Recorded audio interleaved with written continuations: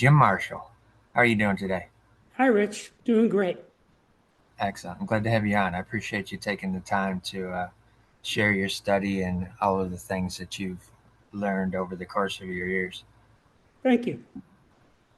Let me give the audience a brief introduction for you so that they can get a little bit of understanding of why I've decided to have you on and you've kindly accepted the invitation. You're an author, a speaker, an inventor, and a scholar. You have a Bachelor of Science degree, which you graduated cum laude from the City University of New York after attending Manhattan University School of Engineering and graduating early from St. Francis Xavier College of Prep on scholarship. You're a polymathic scholar and autodidactic with over 50,000 hours devoted to studying and practicing human development across multiple disciplines: psychology, theology, engineering, philosophy, law, parapsychology, metaphysics, and more. You're the inventor and creator of Septemics, a groundbreaking periodic table of human nature consisting of 35 seven-level scales mapping patterns in human behavior for analysis, prediction, and transformation. You're a human development engineer with 28 years of formal education and 40 plus year career, having treated and trained hundreds of clients and developed innovative systems like multidimensional processing, conflict matrix processing, and the tripartite path of human development. I hope I said that. Tripartite. Tripartite. Okay. I appreciate that help. Sometimes those words trip me up. So, really, my only structured question is always the first, and it is, where were you born and what was life like a kid for Jim? I was born in New York City, and in many ways, life for me as a kid was wonderful. New York in those days was the greatest place in the world, really. At least the area I lived in was obviously big city like that. You have good areas and bad areas. Where I lived, it was wonderful. Yeah. And I went to private schools, and I was a very good student. I consider myself a fortunate person.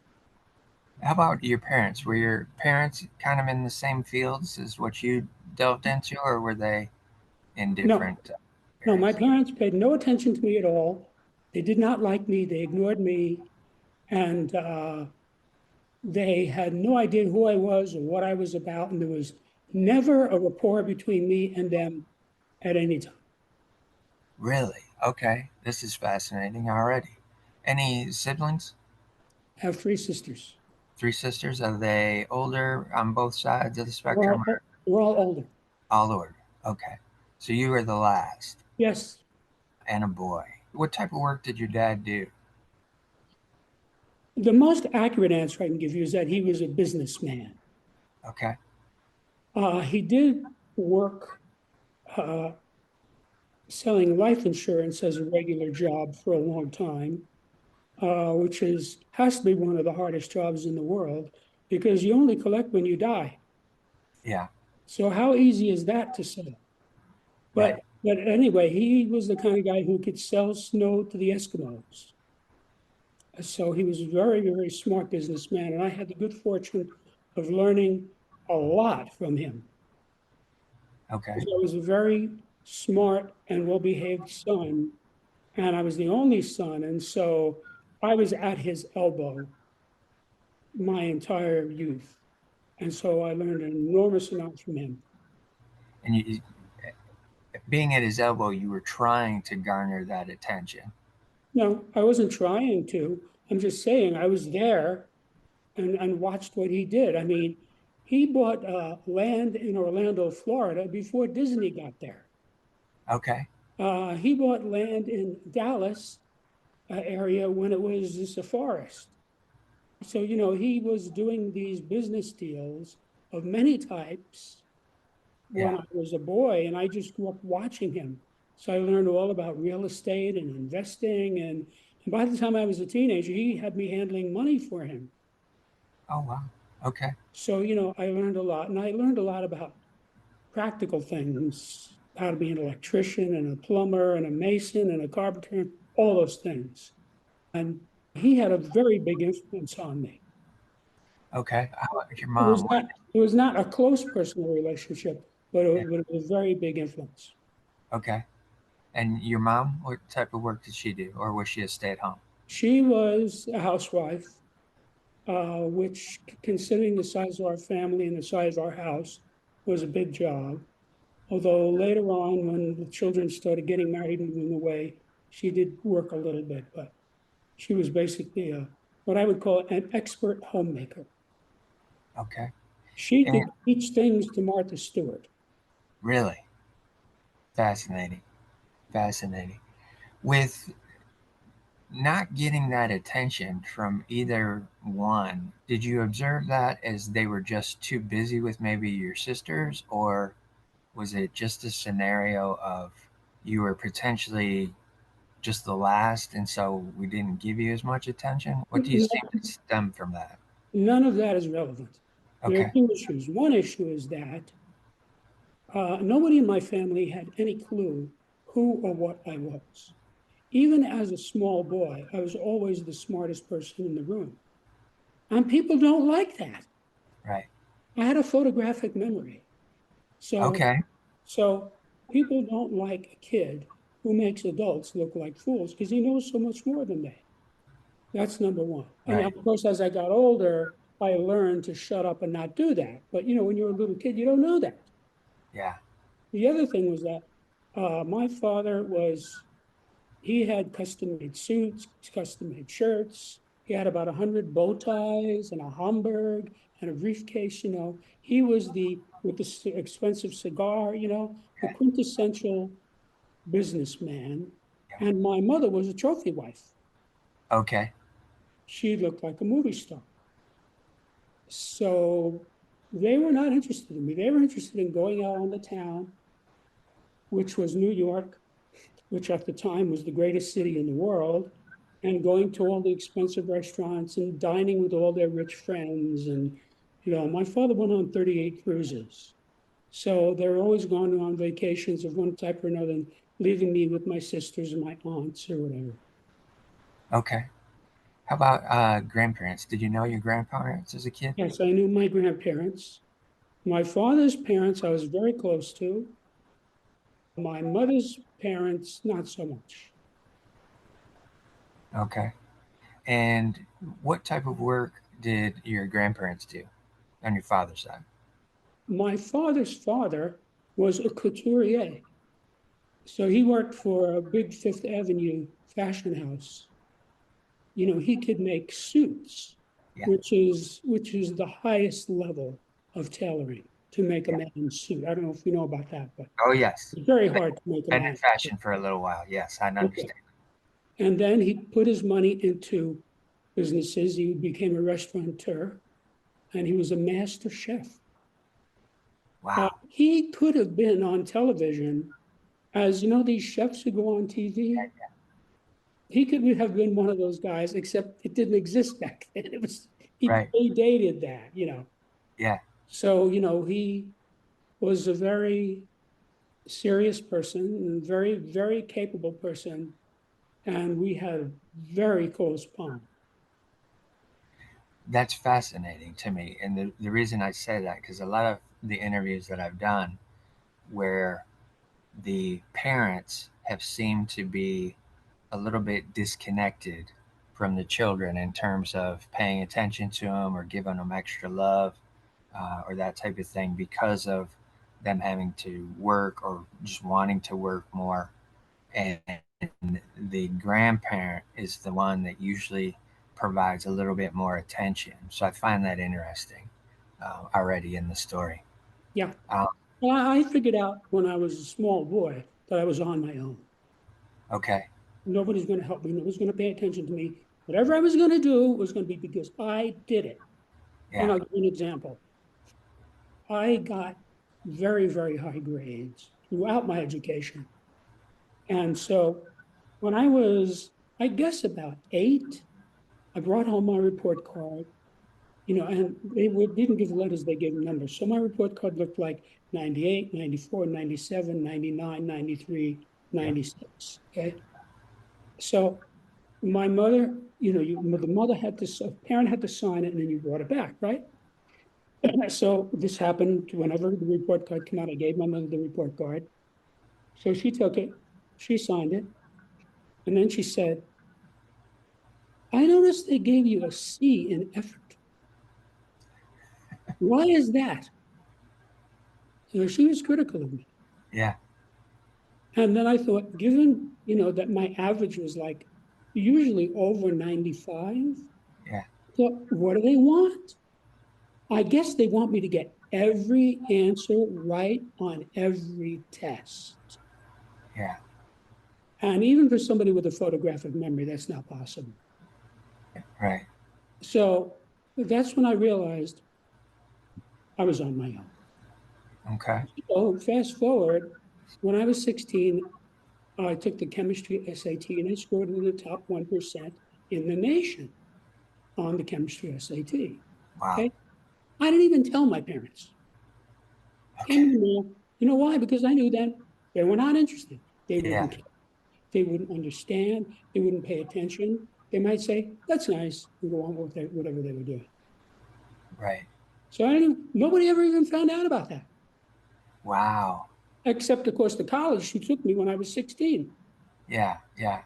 How was elementary school for you? Was it a scenario being similar to being at home where because you knew so much, you were made to be quiet within the classrooms? Well, in general, when I was being raised, I was made to be quiet Yeah. because in those days, the way I was raised by very conservative people, children were to be seen and not heard. You did not speak until you were spoken to. Yeah. So you would sit at the dinner table and say nothing until dad said to you,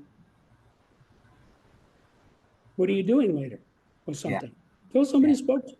It was the same thing in school. You did not speak until you were spoken to. Yeah. And so that's just how I was raised. And that was very consistent throughout my entire upbringing because I Okay. went to very strict schools and, you spoke when they asked you to speak, period. Yeah. I can relate to that similarly in that my parents were conservative, but I was also an introvert. So one of the things that they instilled in me too was that you don't get out of hand if you're going out in public. You don't run away from us. You stay right by us, right by our side. You stay quiet unless, someone's speaking to you and then you can answer. That way you're not drawing attention to yourself. So I understand that a little bit. Probably not as extreme as what you experienced.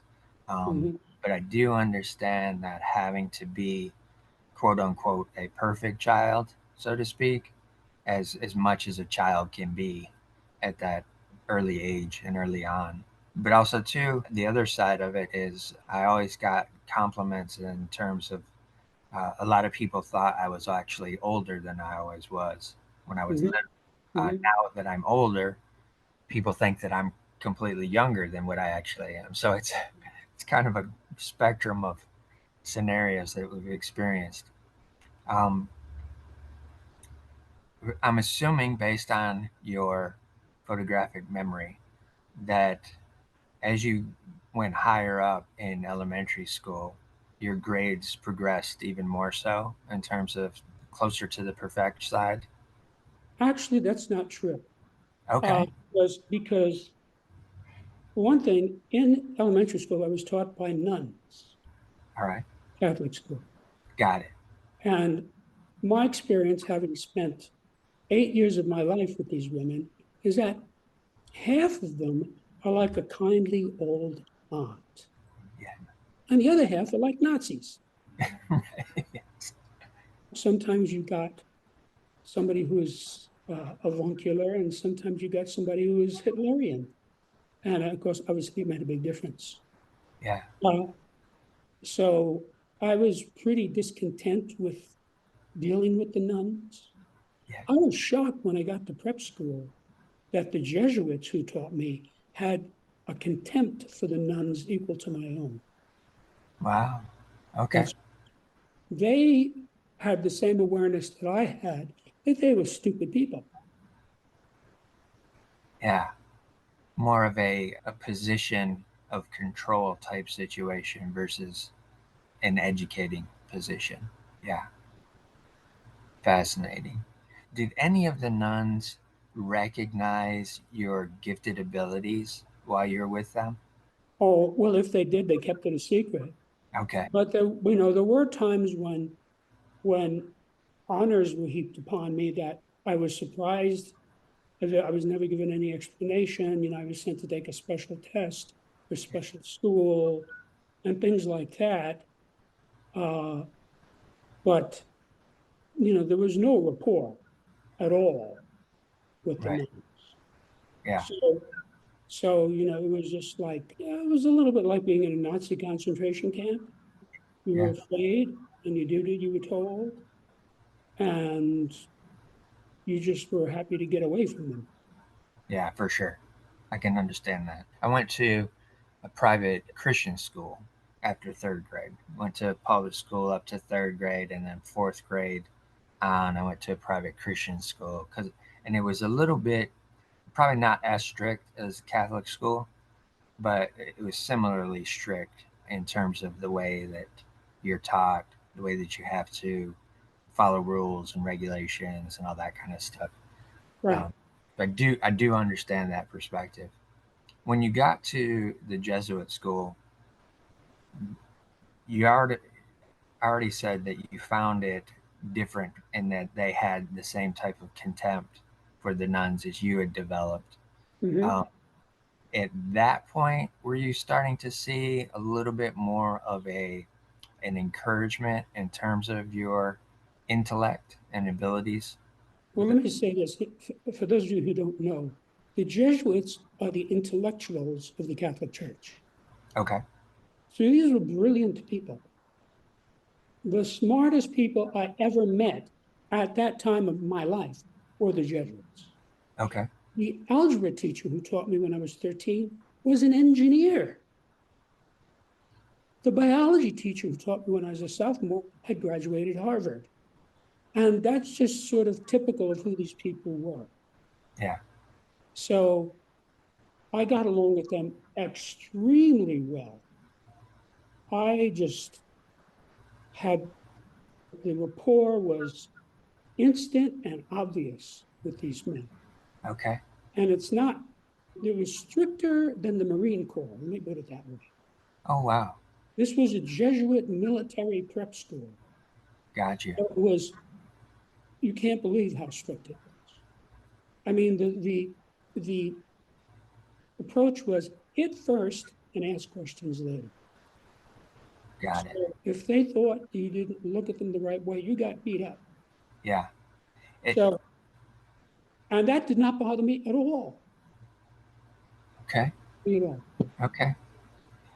With it being prep school at that time, was it a live-in prep school or was you No, it was back not and a forth? living prep school. Okay, got it. Yeah. All right. So you were going back and forth from home to school. Didn't Yes, have but I to will tell stay you, I went home, had dinner, took a shower, did my homework, and got up and went to school the next day. I didn't want to be at home. I wanted to be at school. there. So Right. in the wintertime, I would show up at school before the sun came up, and I would leave after the sun went down. Okay. So Wow. I never saw the sun except through a window in the colder months because I wanted to be in that school. Just learning. Because you have to realize the Jesuits lived there. Yeah. So they were always around. We would play sports together. We would go to movies together. We would go to the World's Fair or whatever, baseball, whatever. These guys were, this was their life. And they were very smart people. So after meeting them, I didn't want to talk to anybody else. Because you were attracted to the intellect. Right. Yeah. Yeah. And the fact that discipline didn't bother me at all because that's how I was raised with discipline. So I just accepted that. And you mentioned athletics. Were you athletic at all? Yeah, Okay. What I what was sport? I was a serious athlete for about 10 years. What sports? Baseball, football, boxing, Okay. swimming, bicycling, running, also marksmanship. All right. Uh, so, I was what you would call a natural athlete. Yeah. I was a pretty good athlete when I got to prep school and I just fitted right in. Excellent. That's fascinating. An achiever intellectually as well as athletic and able to excel in athletics. How about friendships? Were you able to develop some really core friendships during those Yes, times? yes. But I will say this in general, having gone to school for 28 years, the teachers liked me better than the students. Right. Sure. I can imagine. I was like the perfect student. Yeah. There was never a time when I didn't do my assignment. Yeah. Also, I really paid attention, and so I would ask intelligent questions. So it was very easy for the teachers to establish a rapport with me, even in college, more so than the students. And the older I got, the more true that was. By the time I was in college, the students seemed like children to me. Yeah. So, I get it. I get it. so that was sort of how that went. So, I had very good relationships, with many, many teachers, some of whom were priests. Uh, and I had friends, but my situation with friends is that I had categories of friends Okay. because I had one set of friends with whom I would attend science and math lectures. And I had another set of friends with whom I would attend plays and poetry readings. And then I had another set of friends with whom I would play sports. And then I had another set of friends with whom I would play music. And these people all hated one another. And I Yeah. got along with them all. Yeah. I was the only guy in the math club who was on the football team. So I stuck out like a petunia in the onion patch. Because there Right. were all these skinny guys with glasses and pasty skin, and I was this muscle-bound football player. So Right. they looked at me and said, "What's this guy doing here? Well, this must be a mistake. Right. Sure, Yeah. you're in the right room." But the funny thing is, I loved math. I took 26 semesters of math, and the math teacher who was in charge of this club took me under his wing, and he actually gratuitously gave me a copy of Newton's Principia, which is the creation of calculus, Yeah. which I read when I was 17. Okay. But that was kind of typical, of how my life went, where I was good at every subject. And so I had one buddy who was a whiz on anything having to do with science or math. But all the other subjects he struggled, I had to help him. I had another buddy who was great on anything with the humanities, English, Latin, history, had struggled with math and science. So, obviously these guys did not like one another, but they were both friends of mine. So that's sort of how I learned by the time I was about 14 that I had to have separate groups of people. Right. Okay. Interesting. Interesting. So with that as well, did you get treated differently from your sisters Oh, yeah, along? Okay. absolutely. I don't think the difference in treatment could have been more extreme than it was. Okay. In those days, especially for my father, who was, because I was the youngest, he was pretty old when I was born. So he was from an older generation. There was men's work and women's work. Yeah. Yeah. So my three sisters shared all the women's work, and I did all the men's work, even though I was the youngest in the family. My sisters have a picture of my father as a kind, gentle, loving person. Yeah. And I have a view of him as Captain Bligh. he actually would say that he was blying me. Oh, wow. I mean, Wow. he took on that role, that he was Captain Bligh. And Right. our house was the bounty, and I was Mr. Christian, and he was, so that's just Yeah. how it was. So my sisters never got hit. So, I got hit enough that I learned to to try to avoid doing anything, but it didn't take much Yeah. in those days. Yeah, for sure. For sure. Were the daughters kind of the apple of his eye type scenario? Well, see, they were his little girls, see. Right. Yeah. So he was very protective of them, and they were very feminine, and I was very masculine, you know. Right. So it was a tremendous difference Okay. in the way we experienced the whole thing. For sure. Did your father appreciate your athletic skills at all? Or was that as foreign as everything else? Actually, in a sense, he sort of took them for granted because he himself was a very good athlete Okay. in his youth. Got you. He was not impressed by anything Okay. I could do athletically. Wow. Wow. That's very fascinating. Very fascinating. How about your grandfather? Was he noticing your abilities athletically on your dad's side? I don't think he was aware very much of that. Okay. He certainly was aware that I was unusually intelligent. He told me straight out when I was a very little kid that I was a very smart boy. He could see it. Yeah. Actually, he's not the only person who saw it. A lot of people could see it, and a lot of people didn't like me because of it. That's hard. That's hard as a child to have that experience. I'll tell you an interesting story. I had a friend who went to the local community college while I was in engineering school. Okay. He, like everybody else, could sort of see that I was a lot smarter than he. Although we never discussed it, it was just sort of, it's like having green eyes. He said to me, I know this girl and she's having a lot of trouble with algebra. Would you be willing to tutor her? I said, sure. So he gives me this number and I go down to this girl's house.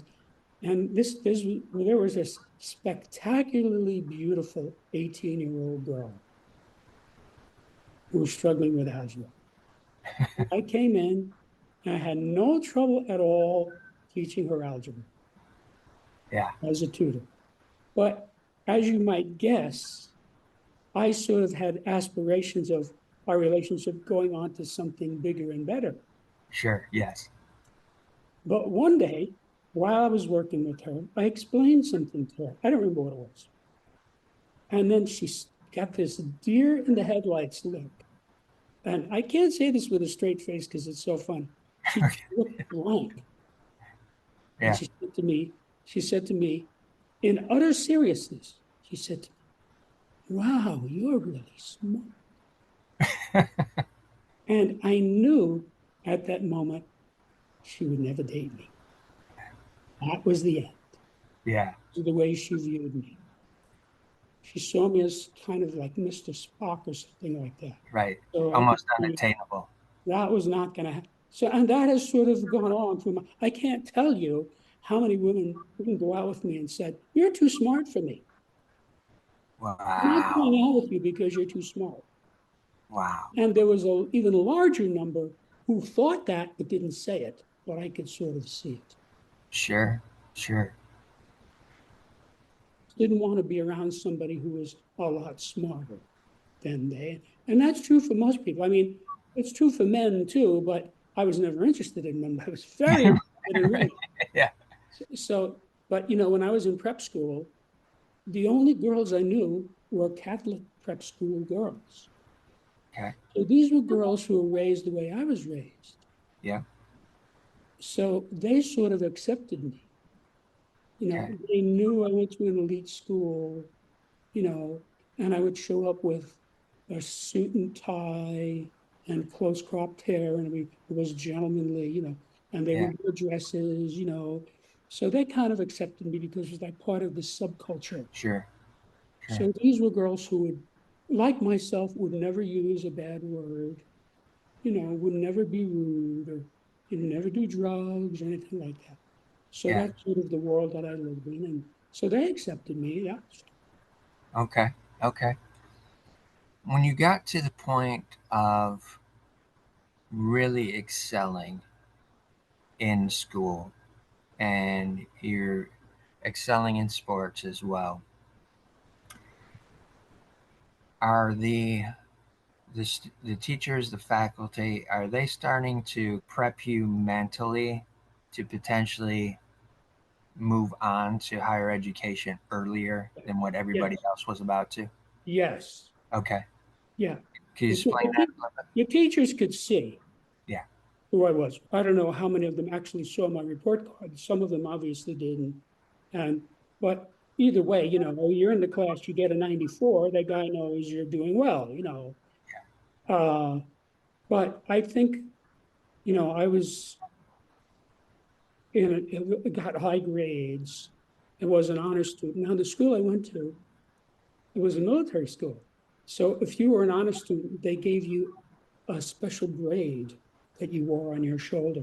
Yeah. Yeah. So everybody knew you were an honor student, everybody in the school. Yeah.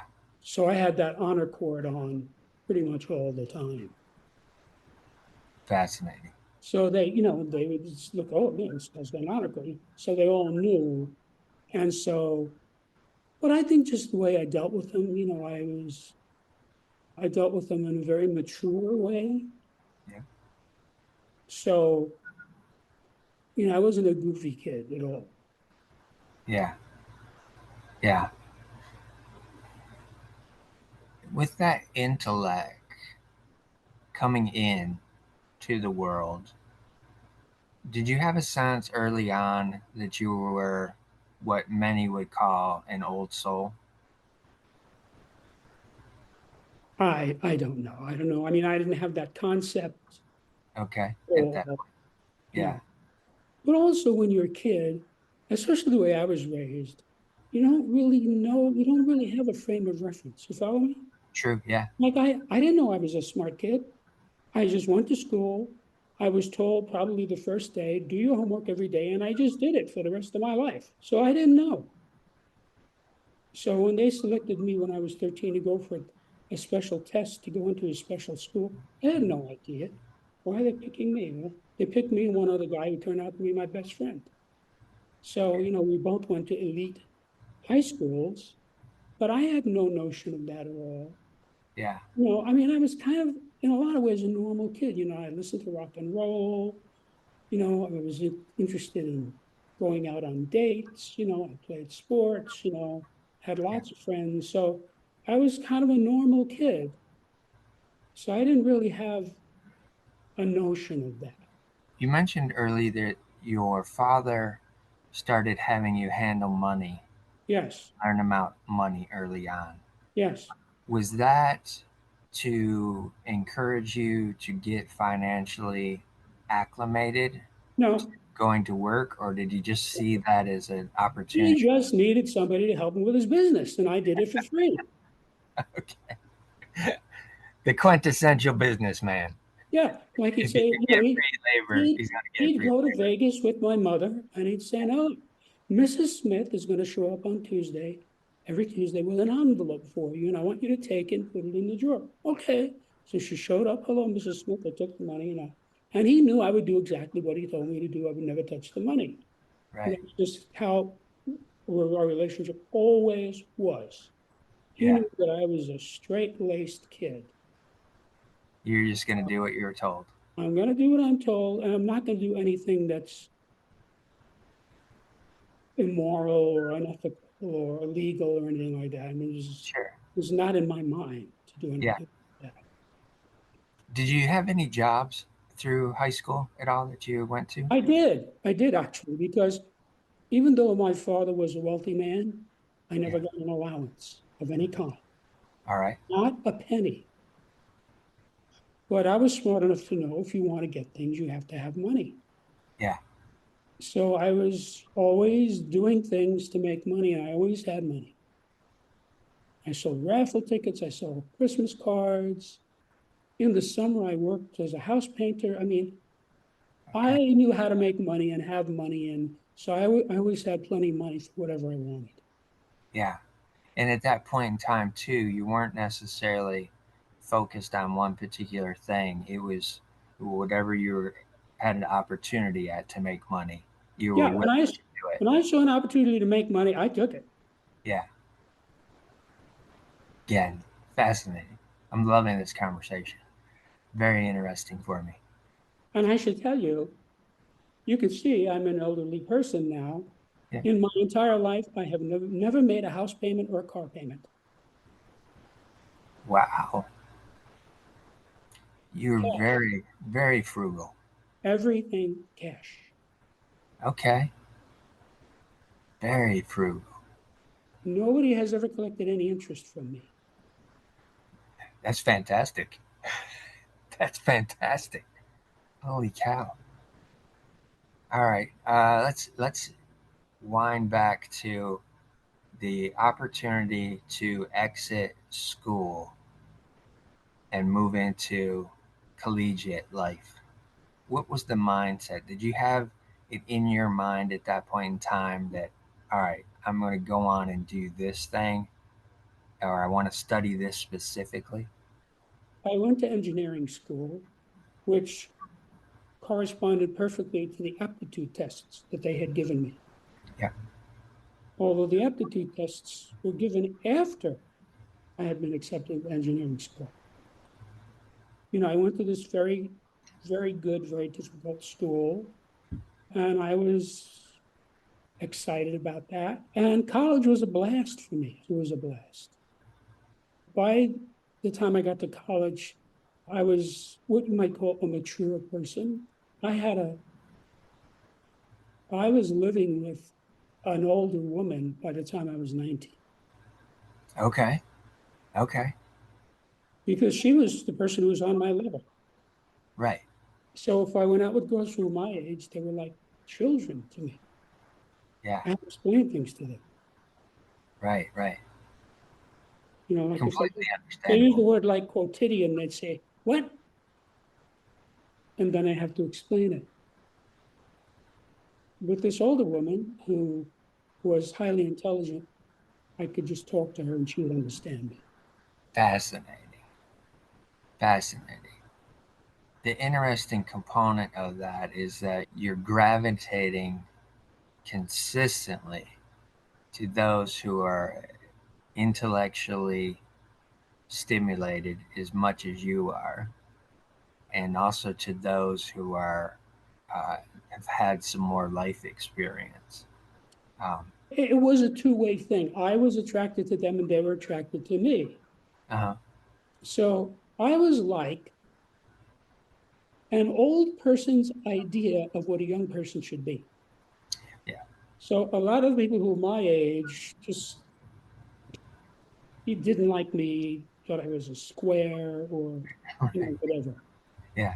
Uh, so I just and the truth of my life is really that while other people were watching video games, watching TV, going to movies, playing golf, I was studying and meditating. That was my Right. Meditating. Okay. So meditating came in early for you then, about age 20. about age 20. All right. Was there anything specific that brought that on to your radar? The truth is, the most accurate description of me is I'm a polymath, and I was born that way. Okay. So I was very interested in learning everything taught in every university. So when I was in college, I would take 18 credits, which was the maximum. And Yeah. then evenings and weekends, I would study at other places. I would take other courses, or I would be reading. I mean, Yeah. that started when I was in elementary school, starting when Right. I got my library card when I was 10. I'd come home, I would do my homework, and then I would read a book. Right. I was just One friend of mine described me as a sponge for knowledge, Yeah. just soaking it all in. And so the older people saw me as what they thought a young person should be. And so the truth is that throughout my life, I nearly always associated with older people. Mm-hmm. Mm-hmm. Now they're all dead. Yeah, I get it. I get it. But also too, are, there has to be a few that are older than you are that you still engage with. Yes or no? Well, my sisters are still alive, but I haven't seen them in many years. They live in other states, Okay. but all of my teachers are dead, and most of my friends are dead because, I naturally gravitated To to the older. people because they were people I could learn something from, and they liked having me around Yeah, for sure. For because sure. they didn't have to explain things to me. I mean, if they talked about Spengler, I knew all about Spengler, and so we could have a conversation. Yeah. So Yeah. that's pretty much how it went. So again, how did the meditation come across your purview? Okay, well, I'll tell you an interesting story. Sophomore year, I'm in class, and there was sitting next to me a very pretty Asian looking girl, Classic. right? Okay. Yeah. Asian looking girl. And I was a very congenial person, especially with pretty girls. So we started talking, the usual thing. And at some point she said, "Do you know anything about Buddhism?" I said, "No." She said, "Well, would you like to?" I said, "Sure." Now, if she had said to me, "Would you like to learn about quilting or macrame?" I would have said the same thing Right. because I was interested in this girl. It's because I could see, now I realized she had that Buddhist thing. This Yeah. was a serious person. This was not some flighty bimbo, you know. Yes. So Exactly. that was like a moth to a flame. Yep. So she took me to a Buddhist temple. She took me to a Buddhist prayer meeting, and I saw, wow, I don't know what this is, but whatever the hell it is, this is like not anything I saw before. What is this? Yeah. And I could feel it. Okay. I could feel something, you know. Right. So that was sort of like propelling me into that world. And I eventually wound up studying all the great religions of the world: Buddhism, Hinduism, and Jainism, and et cetera, all Okay. of which were grist for my mill. Yes. So by the time I was 20, I was ready for that. Okay. And you were open as well. Yes. If you're a student, you're open. That's what a student is. If Yeah. you're not open, you're not a student. Because the whole idea is you're shoveling information and you have to be open. Did you have the opportunity to experience any kind of relationship with the girl at all? Or was You it know, to strictly tell you the truth, intellectual? I don't remember any more after that. Okay. I don't think anything happened between us. Yeah. I've realized eventually she was just proselytizing me because she saw that I was a smart guy into Yeah. Buddhism. You know, Got it. Okay. she was just turning me on to Buddhism is what was going on. And that Right. was all she was interested in. And so, being a gentleman, I just accepted that. Right. Did On the did other hand, I would have women, coming on to me, and I was just very often not interested in. I sure. mean, when I was in college, there was this gorgeous blue-eyed blonde who had some kind of an East European accent, who was coming around me all the time. And, in retrospect, I said, that's one that I missed. I was just too busy with all my courses, Right. and I had a girlfriend already. And so, Yeah. there are quite a few of those that I Okay. missed Did opportunities. did the older woman that you were living with at that time, did she ever have any jealousy towards any of the women that you're meeting at school? continuously. Okay. Okay. All right. And were you able to have conversations with her to reiterate that yes, this is there's people around, but I'm not really as into them as I am as you. Well, the truth is, I was into them. Okay. I was, and I got caught many times. Okay, got you. So, I was just a young, handsome man about town who attracted women like flies to honey. Yeah. So, some of them I would allow to catch me. Okay. Yeah, yeah. Makes sense. Makes sense. Did you continue on with any of the athletics into college Oh, or yeah. no? Did? Okay. I never stopped the athletics. Got you. When I was in college, I guess when I was about 21, I should have switched over from being an athlete to being what you would call a fitness enthusiast. Okay. And I have remained a fitness enthusiast my whole life. Got you. So, in other words, I wasn't competing anymore, but I was running and swimming. I jogged about 30,000 miles Yeah. in my Yeah. life, lifting weights. I belonged to gyms. And so I sort of, changed the focus from Right. instead of it being a competitive thing, it just became a health thing. Was there any opportunity um, in terms of excelling at athletics in college to where you might have thought you could go on to play pro sports? Well, I'm only 5'5". Okay. I was well aware that my height was an insuperable barrier. Okay.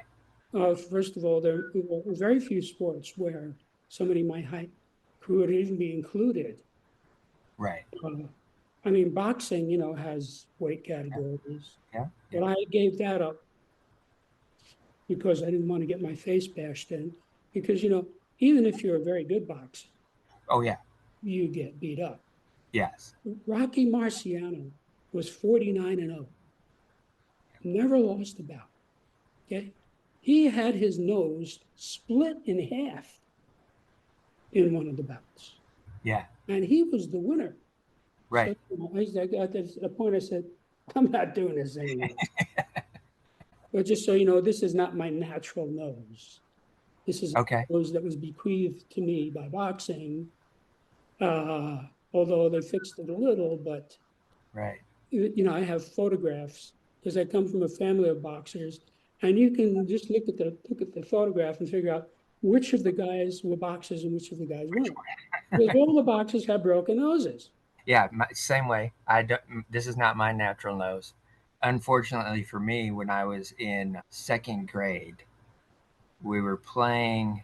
Uh, we were in gym, and at that time, they would bring in these parachutes, and everybody would get all the way around the parachute and grab a corner of it, of the hem of it, and then we would just flap it up and down. So at a certain point, it's up in the air for a long period of time, and Uh-huh. then it's down low.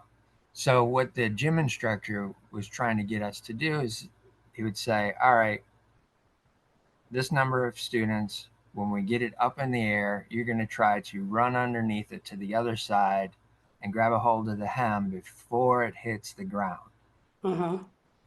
And at that time, we had a disabled girl in our class that she was in a wheelchair. And so she's with us. One of my friends was, pushing her. And so we did that. And it was my turn to run underneath. And it was her turn to go under as well. And so I lifted it up. I started running. And as I ran, I closed my eyes like an idiot. And I'm ducked down so it doesn't hit me right as it comes back down. And I ran straight into the foot rest on that wheelchair, Mhm. busted my nose open. It was like all the way over to the side of my face. I was like, oh my gosh. I know most, even I had many injuries, many. yeah, most extreme pain that I had felt at that point in time. And it was horrible. And strangely enough, I didn't have to have surgery because at that point, I always slept on my stomach, which I don't know what point I quit doing that, but I would always have my face buried in my arm, sleeping. And the doctor just said from doing that, it kind of moved it back to semi regular position to Hmm. where I didn't Interesting. have to have any surgery. But yeah, I understand what that broken nose situation is like. It's not a fun thing, especially early on. Yeah. With being studying engineering and knowing you're not going to be able to progress forward with sports, did you have your eyes set on a particular environment of work that you wanted to go in? Because there's many different areas you can be an engineer and get into work. Was there one specific that you had in mind that you wanted to? No, Okay. no, but I will tell you that after I graduated, I became a human development engineer. Okay. Uh, so I was using engineering principles, tactics, strategies, devices, theories, etc., to help people to attain higher levels of enlightenment, responsibility, ethics, and so forth. And was that based on just your life situation up to that point, or was there something that you were seeing within the environment of college that was spurring that curiosity of human development more so? First of all, it wasn't curiosity, and it had nothing to do with college. Okay. What I realized is that by the time I had my bachelor's degree, because I was such a good student, I was a very well educated person. Yeah. I mean, I was writing poetry in Latin when I was 17 for recreation, Okay. just as a frame of reference. So, Okay. what I realized is that by far the biggest problem is that people don't understand people. Sure. In industrialized society, 95% of the problems we have are because people don't understand people, don't understand the boss, don't understand the employee, don't understand the wife, et cetera, et cetera, et cetera. That is why in the United States, more than 50% of the people who get married get divorced. They Right. clearly did not understand Yeah. who is this person. And it's also why all over the world, people routinely elect morons and criminals to run their governments. So Yeah. anyway, I figured this all out by the time I was just gotten out of college. And so by then I had been meditating and I knew all these other subjects. And so I just took everything that I knew and I studied a variety of what you might call alternative subjects. Okay. And so I was finding out about things that were outside of the mainstream. And all of those things taught me. And I used my combination of my polymathic knowledge with my engineering skills to help people in a Yeah. very efficient way. So basically, what I did is I used Socratic dialogue Okay. aided by biofeedback. Got you. So if you read the Socratic dialogue, you can see that the whole idea of Socrates is shown as bringing someone to enlightenment by asking the right question. He didn't tell him anything, he just asked him, and the person would have his own realization. Yes. Okay, so that's essentially what I did. The only difference is I was using biofeedback, Okay. which I knew very, very well after a while, and it made it orders of magnitude faster than anything else on earth. I could accomplish in a week with a person what would take a person 10 years in therapy. Did you were you studying it in a an institutional setting at that point, or had you developed your own business model around it at that point? I did study with a variety of different institutions, Okay. Yeah. okay, and I learned things from them. And but the other thing is that I had some natural ability. I realized when I was about 16 that I could develop a rapport with a complete stranger in 15 minutes. Fascinating.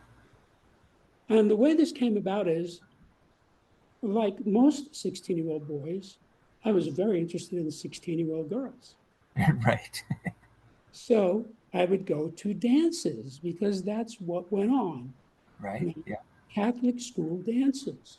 They Yes. would come to our dances and we would go to their dances, right? Yeah. So meet these girls, and I had no trouble communicating with them. Hello, how are you? And, so I would sit down with some girl, on the side, and in 15 minutes, she's telling me her whole life story. I realized I have some ability in this area. Yeah. People would open up to me. Yep. And this still goes on with women, where Okay. they see that I'm a good listener. Yeah. I pay attention to what they say, Yeah. and I have insightful comments about it. So this is with women, it's a very powerful thing Sure. because a lot of guys are dopey. Yes. They don't know how to carry on a conversation. They don't know how to develop a conversation. They don't know how to communicate. Yeah. So I had these skills and I just used them throughout my life. And, many people came to me and said something along the lines of, how do you get away with the things you do? And I never gave this answer, but the answer was my communication skills. Right. So obviously, with women, this is like a superpower. For sure. Did you ever? Knowing what to say, knowing what to ask, knowing when to shut up, knowing when to listen. And so it made it very easy for me to develop a rapport. Did you ever use any of those poetry skills with the ladies at that point in time? Yes, I, Okay. I still do. Fascinating. Fascinating. So there is a part of you as well that is not just completely intellectual. There is a creative side of what you do because you have to have a little bit of creativity to develop a poem and develop it in a particular style, right? Yeah.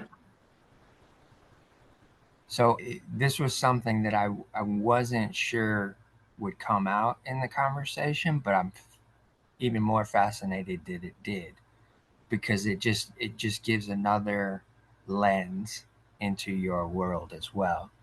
The fact that you were interested in poetry, creating poetry, but then taking it a step forward into writing it in Latin as well. Most people don't even think about going in that direction. Well, when I Um, was writing poetry in Latin, I wasn't writing it in English and translating it. I was just writing it in Latin. Latin from the beginning. And was it in doing so? Was it more of a easier way for you to understand the words that you were putting down, or did it make more sense? Latin is very different from English. For sure, that's why I asked. I was a very good Latin scholar. I got very, very high. I get like 98 in Latin. Oh wow. And probably the most important book I ever read was a book I read in Latin, Okay. which was the Aeneid, which was written 2,000 years ago by a man named Virgil. That was his nickname. His Okay. name was Gaius Virgilius Maro, and he was a friend of Caesar Augustus. Oh wow. So Caesar Augustus commissioned him to write an epic poem, what we call an epic poem, about the founding of Rome. Of Rome. Okay. He wrote this 12-book poem, epic poem, on which I read, and that really changed my life. Huh. What were some of the key points of that were so Well, profound for you? like the Aeneid is sort of very much like the Roman version of the Iliad and the Odyssey, which are in Greek. Yeah. So it's very similar to those. Right. So this was written 2,000 years ago. Obviously, all the educated people in Rome spoke Greek. Yeah. And that's something that carried forward right to the founding fathers of America. Many of the founding fathers, like Jefferson, was fluent in Latin and Greek Yeah. because that's classical education, and that's how I was educated. So it's about the gods interacting with men. Mm-hmm. And so it really becomes about how do things happen? How do things get done in the world? Yes. And it really explained a lot of things to me that I did not understand at all until I read that. Okay. So it was kind of like your aha moment. Yeah, but there are a lot of aha moments in reading this. Yeah. But for example, the Aeneid is named after Aeneas. Aeneas is a demigod, meaning his mother was Venus, Got you. or if you prefer the Greek, Aphrodite. And so he had special abilities like Hercules. And he was beloved of the goddess Juno. So the goddess Juno looked out for him. So when he would get in a mess, Juno would come in and save him. Right. So this whole idea, having grown up in a Christian context, Judeo-Christian context, this is like a different way of looking at it, different way of thinking about it. Yeah. But later I came to really realize that my understanding of Greco-Roman religion and my understanding of Judeo-Christian religion completely dovetail. I don't see a conflict in there. Okay.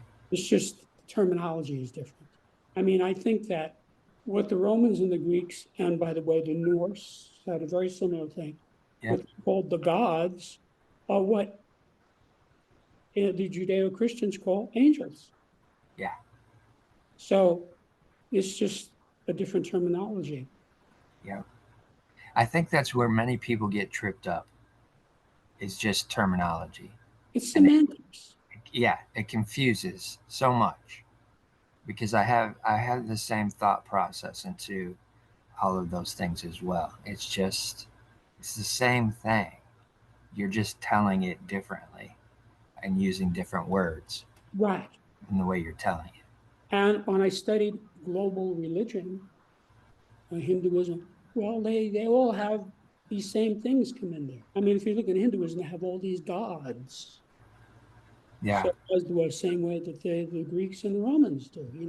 Yeah. Yeah. So that whole concept, and see, I think it's foolish and something that a Philistine would do to reject whole religions. To look at the Romans and the Greeks and say, well, they were just stupid. Right. Yeah. I mean, I I I don't know much Greek, but I knew Latin very well, and I read all the Latin writers that we all learned: Caesar, Cicero, Virgil, Ovid, Horace. Yeah. These were smart people. Right. For sure. These were not dopey people. No. I mean, you don't rule most of the world at that point in time and be stupid. It's not possible. That's right. That's right. Yeah. So getting into that world and becoming a part of that, I was an altar boy for 4 years before I went to prep school. Okay. And of course, I was doing the mass in Latin. So I Right. was already learning Latin when I was a boy. Then when I actually got to prep school, they said, now we're going to teach you Latin. It's like, I'm with you, let's do it. Yeah. So reading the Aeneid and getting into, because by the time I was a senior, I could think in Latin. I didn't have to translate it into English. Interesting. It's a very different structure. The language is different. I mean, they don't have prepositions, Right. but they still can express the same thing. It was it opened me up. So then by the time I got to college, I was already aware of all these things Right. in some way. So it was not hard for me to study these various alternate subjects, you know. Yeah. So, well, you sort of talked about being open-minded. I guess you could say I was open-minded, you know. Sure. In some ways, I'm open-minded. In some ways, I'm not, Okay. because the whole point of education is to learn the right thing. Yes. So, for example, the acceleration of gravity near the surface of the Earth is 9.8 meters per second per second. That's what it is. It doesn't matter what your opinion is. If you don't know that number, you're wrong. So you Right. can say, well, gee, that's pretty rigid. Yes, engineering is rigid Yes. By because nature, it's rigid. because in engineering, the whole point of engineering is to make something that works, whether it's a locomotive, an airplane, a cell phone, a refrigerator, an air conditioner, it has to work. Yeah. So there's no room in there for opinion or belief. So in the world of engineering, all of this stuff that goes on with most people, Yeah. their feelings and their beliefs, and their, Right. it's not there. Yeah.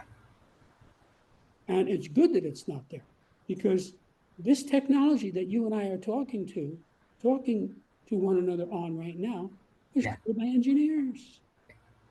So, when you talk to the average person who doesn't have a background in the STEM subjects, and this is more true of women than men, it's all about their feelings and their beliefs, and like people who say, well, you cite facts to them and they say, well, I don't feel that way. Doesn't matter what you feel. The Yeah. facts are what they are. Right. That's what people have a hard time with nowadays. Have a hard time with facts. Right. So my mind is very open. Especially, you ever realize I've been meditating on a daily basis for over 40 years. Wow. So I open up my mind every day, Yeah. okay, to higher powers and higher forces and concepts that most humans do not have. For sure. So, for example, I have no trouble communicating with angels. I Okay. communicate with angels all the time. They communicate telepathically. They're around, and sometimes I want to know something, and I just ask them, and they tell me. That's like you have to be open to that. Sure. So there are many people in the STEM subjects who do not have that openness. Exactly. They're they don't have the capacity to be that open because it can, for a lot, it can become scary to them because they're experiencing something that is not grounded in the world, the earth. Whether or not it's scary is kind of a separate thing. They True. just don't know. They Yeah. don't. They don't Right. have that idea. Yes. And you cannot teach it to them because they're not open to it.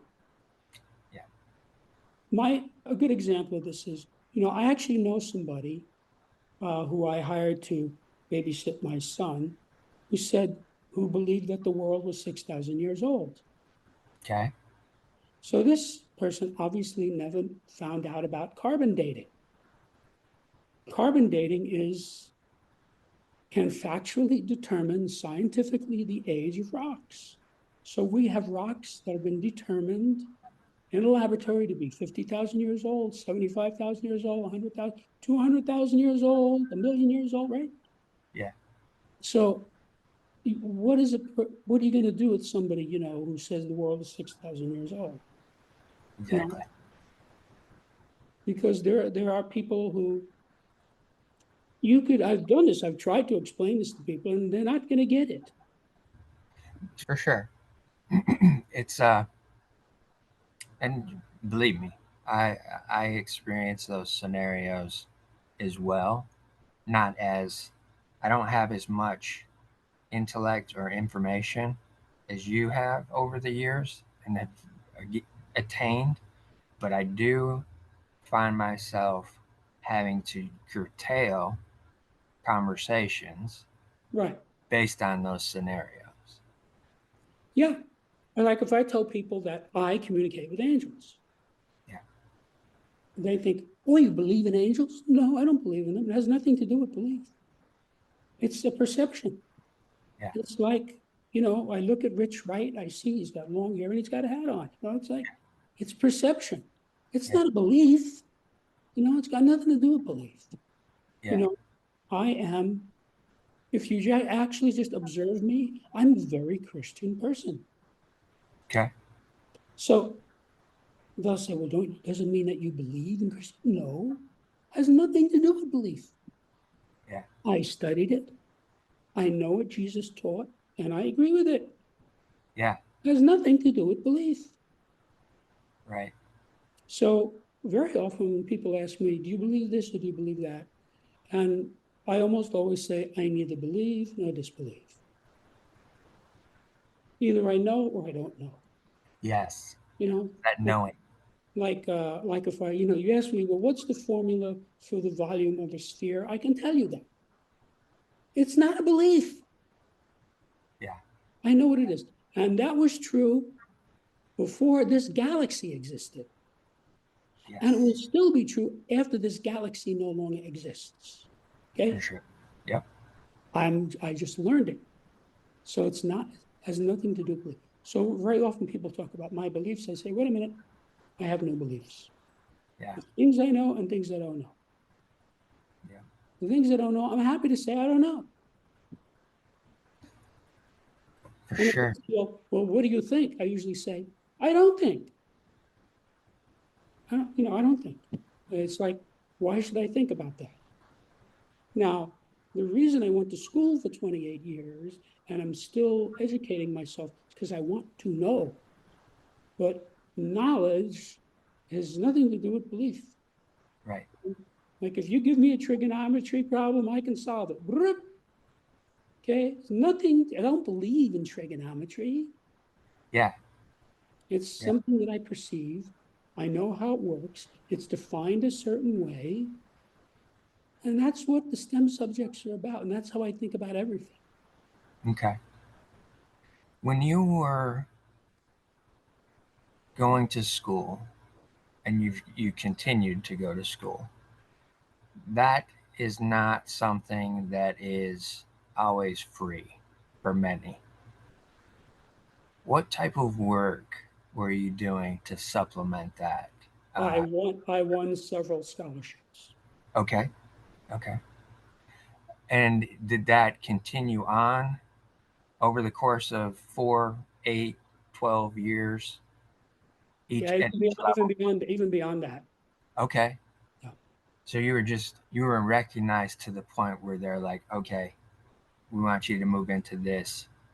Here's Yeah, like scholarship. I would study with some particular group or system, and they could just see we want this guy around, and so Right. they give me a scholarship. Okay. Okay. Yeah, that's fascinating as well. Even without my asking many times. People Sure. come up to me and say, we're going to give you a scholarship. Okay, thank you. When you first start studying human design and implementing it into the way that you're moving forward, again, what were some of the solutions that you were trying to get to understanding and knowing? I would say there are probably millions or billions of different questions or problems, that I had to deal with. Yeah. Um, and so studying different writers, different philosophers, different teachings, they all contributed something to me. And in my polymathic mind, I was able to, uh, what's the word, absorb them into my Weltanschauung. Okay. So it all became one thing. So To me, it's like speaking different languages. For example, I know Judaism very well. So if I'm talking to my Jewish friends, fine, I'm right in there. And I know Christianity very well. And so I could be talking to my Christian friends and I know exactly what they're talking about. And Yeah. that's true for Buddhism and Hinduism and calculus and all these other things. It's like a language. Right.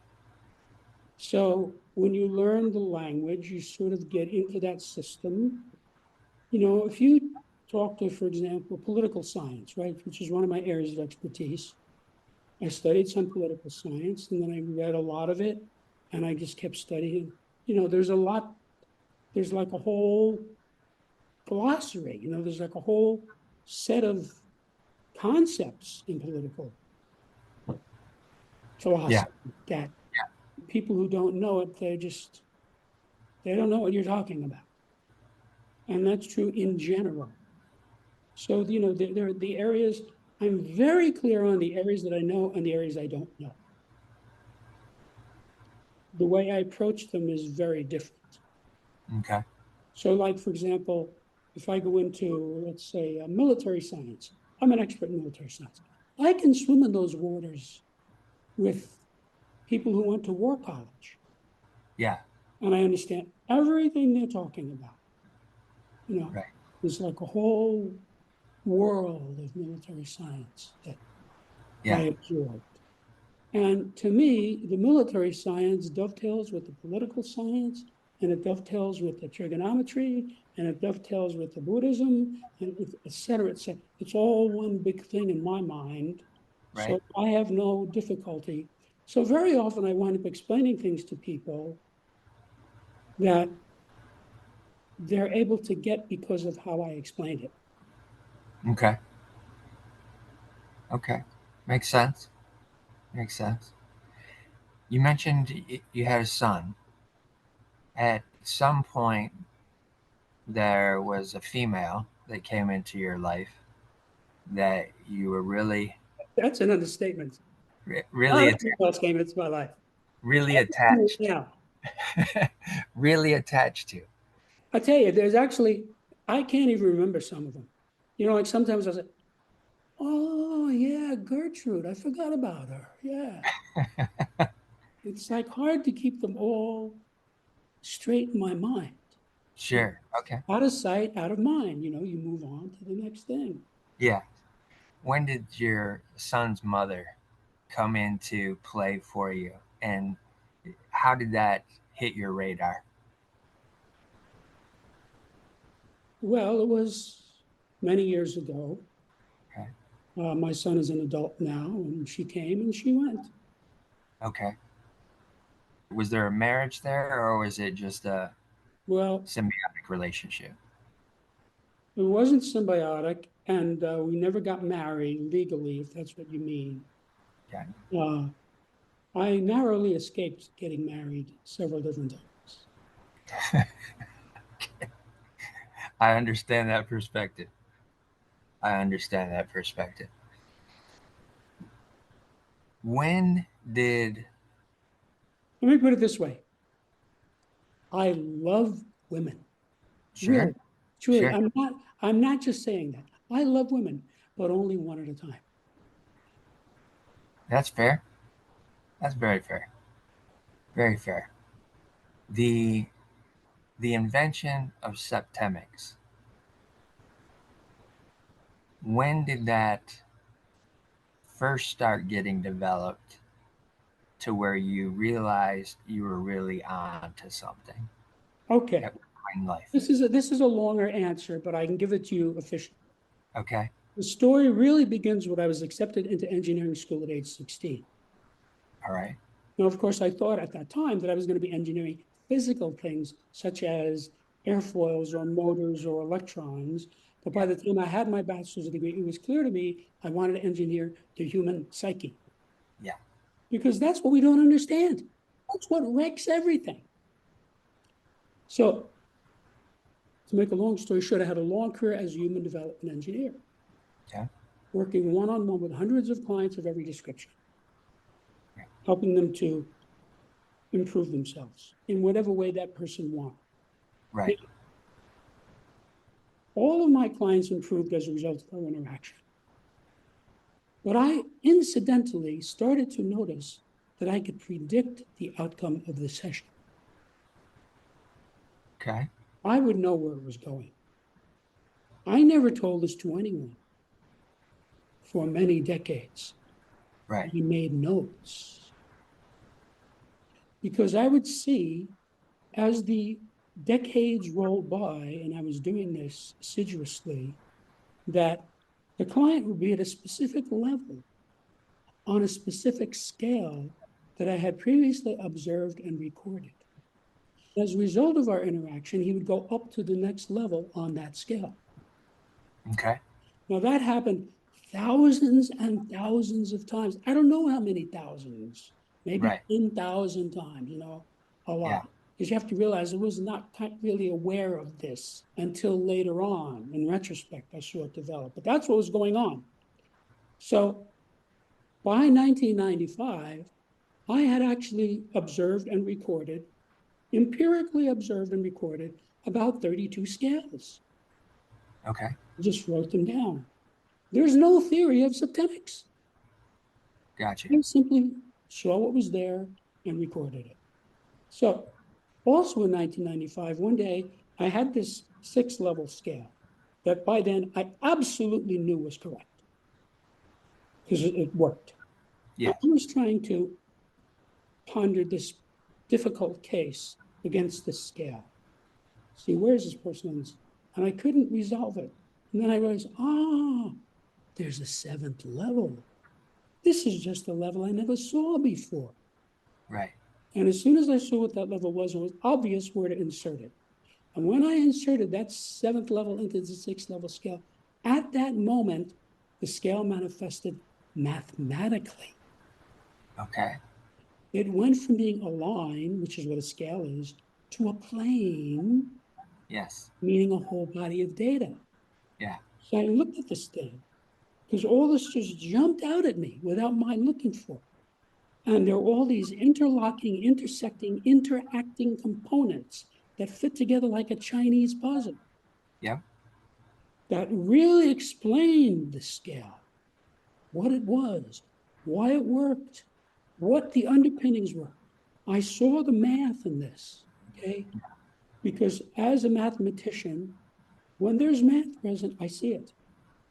I said, wait a minute, whatever this is, it has to be natural law because it's got math embedded in it. So I thought, I found something here because this is all about human phenomena. Right. Then my next thought was, I wonder how many of these other scales I have are actually 7-level scales that hadn't been developed all the way, like this Okay. place. Yeah.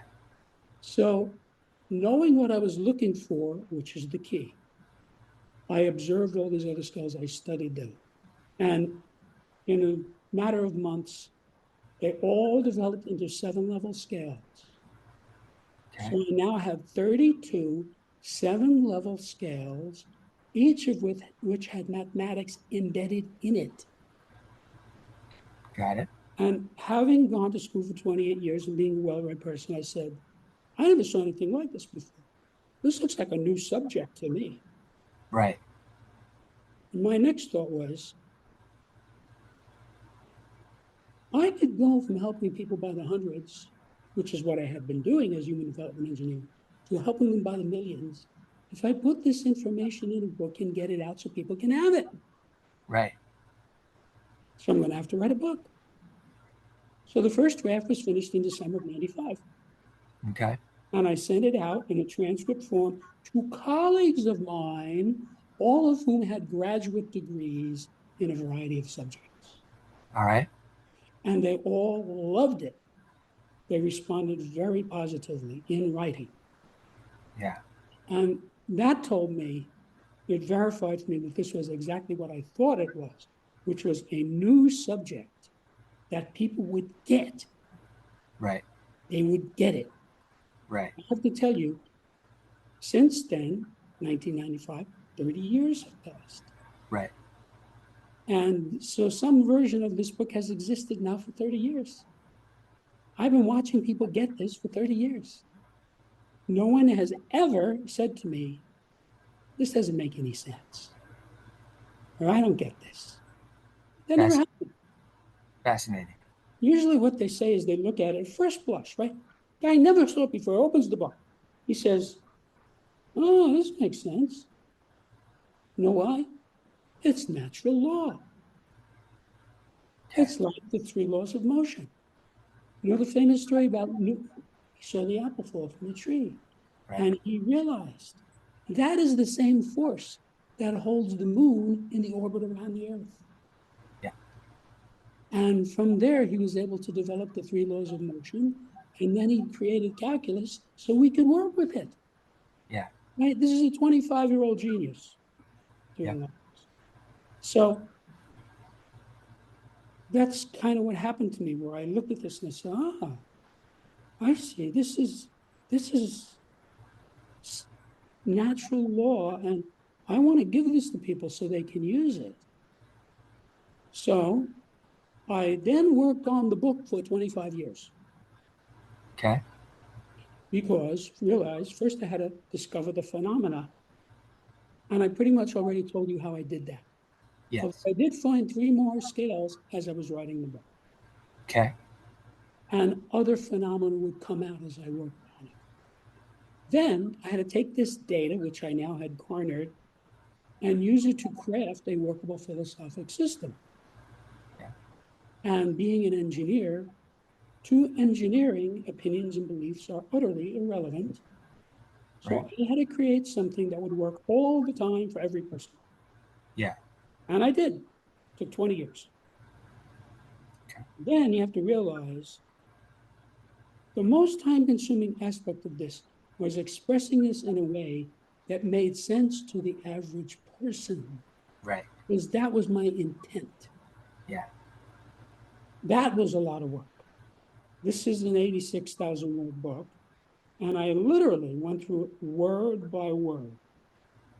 How is the reader going to interpret this? Is this the best way to say it? So there was a lot of usage of synonyms and being very careful to couch this in a way that people would get. Yeah. And people keep telling me, readers keep telling me, boy, you really explain this well. And that's because I've been tutoring people since I was 14. Right. The whole idea of tutoring is getting somebody to understand something that he doesn't understand. Correct. So when a person comes to me as a tutor, it's always he doesn't understand it. Yeah. And so first I have to figure out what it is that they don't understand, because the person never knows what it is that he doesn't understand. Sometimes he thinks it's this thing and it's never that thing, it's something else. So it's like detective work. It's like Sherlock Holmes going around with his Right. Yes. figuring Yeah. out, oh, I see. And so I would ask the student, let me ask you something. What does the term absolute value mean? See? And he would go, ha, ha, ha, ha, ha, like Jackie Gleason would in Honeymoon. And I said, okay, that's fine. Let's look it up. So we'd look it up, see? And then he would get it. I said, okay, let's go back to this paragraph and read this again. And he would look at it again. And then when absolute value came up, ah, now I understand. See, he did not know that he did not know what that term meant. Right. So that is how I was able to write this entirely new subject in a way that people would get. Because I look at everything from the viewpoint of the reader. Fascinating. And so it's not only fascinating, but it's so, as we've been talking about many things, it's logic, right? It's the known factor. You coming at it from that perspective of already knowing I've got to present this the way you're going to be able to understand it. Right. That characteristic is like a superpower. Well, I wouldn't go that far. That's a little grandiose, What? but I am an experienced extemporaneous speaker, Yeah, and that's a lot of what tutoring is because you're speaking. right. But the key, I'm a very good tutor, and the reason is it's not about me and it's not about the subject. It's about the student. Watch the student. So give the student a little algebra problem. Say, okay, I want you to do this, see? And then I watch what he does.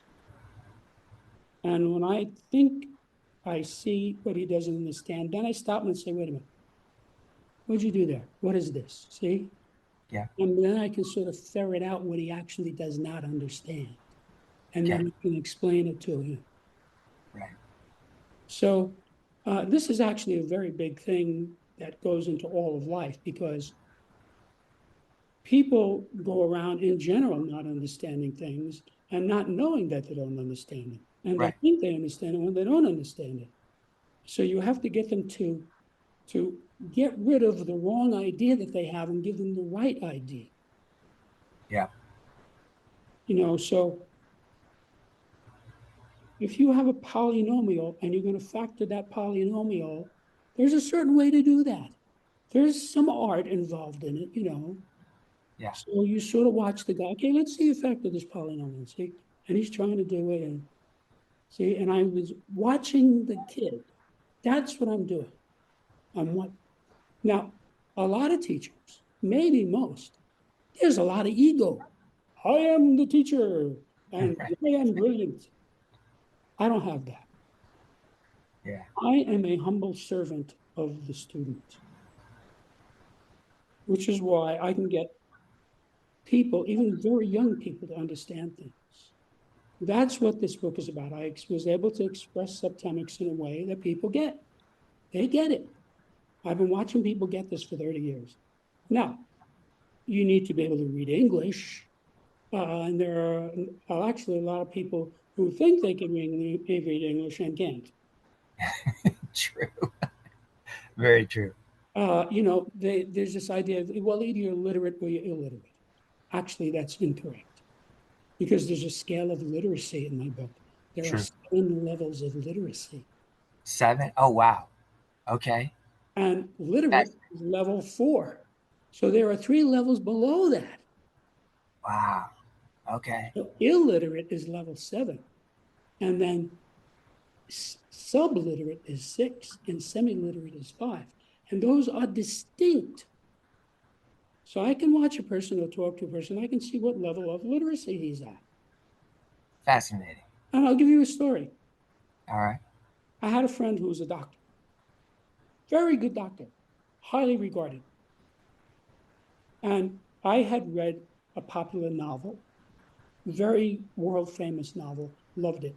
So when I saw this person, I handed them and I was like, read this. This is really good. I said, okay. So the next time I saw the person was like a week or two later. And she handed me the book back and said to me, and I quote, I can't read this book. Now, you would think that someone who holds a doctorate would be able to read a popular English novel that millions of people have read. Yes. Right? So what I found out there is this person was not literate. Now, that kind of fit with a bunch of other things because this person didn't really speak like a literate person. And so I realized this person is semi-literate. Right. So most of the people in industrialized society are either semi-literate or subliterate. They're not illiterate. Correct. But actually being illiterate, that's actually a minority of people in industrialized society. Fascinating. Very much fascinating. Across the spectrum of people that you've worked with, have you found a distinct difference in working with people who are creatively minded versus someone who is not as creative, where you see maybe more of an understanding, or maybe less of an understanding, or an openness to the possibility of understanding, being that they're creative. Let me explain this. Septemics is a philosophical science based on the Okay, fact that many phenomena related to people occur in a sequence of 7 levels. There are got it. 35 such scales, each of which is unique. So, the septemic way of thinking is, what scale are we talking about? So, most people are high on some scales and low on other scales. Right, Fewer than 1% of the population is at or near the top of all the scales. right. That would be Makes, somebody like Jesus or yeah, yeah, Tama or Yogananda. yeah. About 4% is at or near the bottom of all the scales. Most of us are high on one and low on another. This is what Okay, you normally find. So, in a sense, I'm rejecting the premise of your question because it's a question of what scale are we talking about? And I'll give got you. you a perfect example. Understand. I have a guy who works on my car. This is the only person I let touch my car. Okay, This guy is like at least an expert mechanic. yeah, So, on the scale of human ability, expert is level 3. Okay. He's at least at level 3 because I've been watching this guy. Boy, does he know cars. So, he works on expensive racing cars. You know, okay, it's yeah, like the holy grail of the mechanic world. yeah, Okay. So, I have no worries about my car. If anything's wrong, I say, look, it's doing this and this. He says, okay. On top of that, he's honest. Because sometimes I bring in and say, you know what, it's doing this thing. He says, ah, don't worry about it, I'll go away. So I know he's honest with me. yeah, So I yeah, have no qualms at all about my car. I never worry about my car. Something's wrong, he just goes over there, he fixes it, here's the money. Now, on the scale of human ability in his profession, I know he's at least at level 3. That's what I want. He's an yeah, expert. yeah.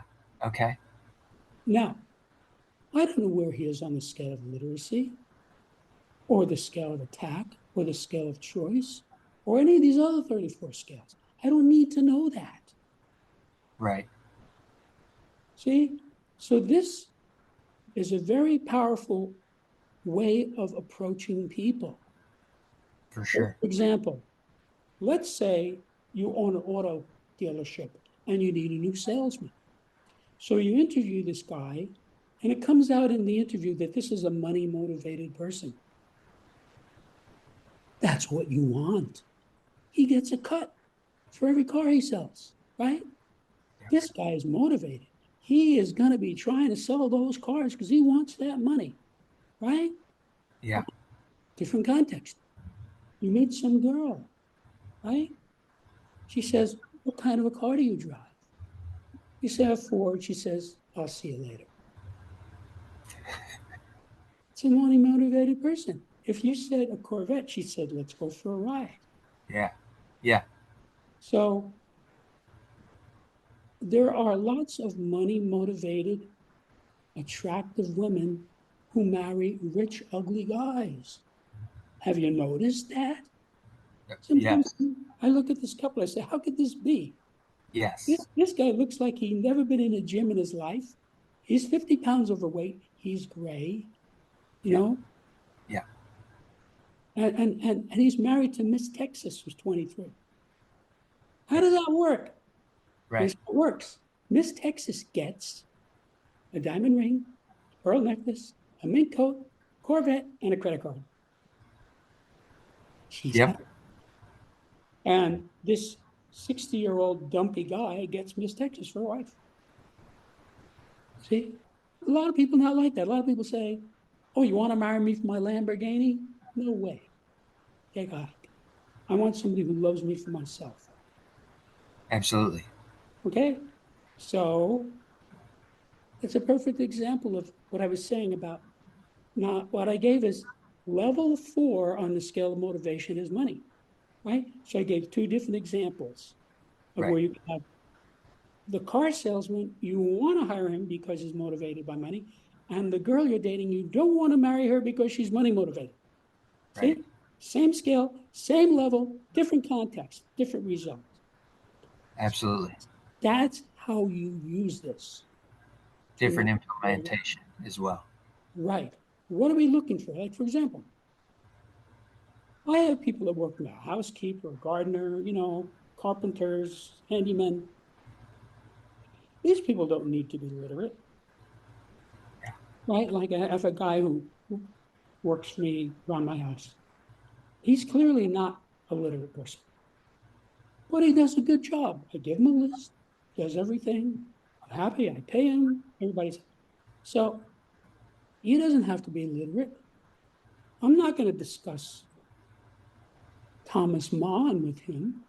He doesn't even know who Thomas Mann is. He might say, "Well, who's Thomas Mann? What is that? Your next door neighbor?"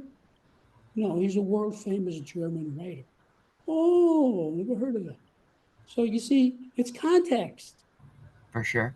So these 35 scales, you have 35 contexts. Okay. Okay. So when you have a situation in your life, you look for the scale that you think is relevant to the context. Got it. Yep. So let's say you have this friend, Joe. Every time you talk to Joe, he says, Rich, I don't know what I'm going to do. My wife is driving me nuts. You say, really? What's going on? Oh, she drinks, she smokes dope, she doesn't clean the house, she's disrespectful, she doesn't take care of the kids. Yeah. So after 6 months, you get tired of listening to this. Yeah. You say, Joe, come here, let me show you something. And you open up the Septemics book to the scale of relationships. And you put it in front of his face. And he says, you mean there's a scale of relationships? You say, yeah. This relationship that you've been complaining to me about for 6 months, where is it on the scale? Guaranteed he's going to want to answer that question because this is like a new way of thinking about this. See? Yeah. Now, here's Yeah. what's going to happen. In a matter of seconds, he's going to find a bracket.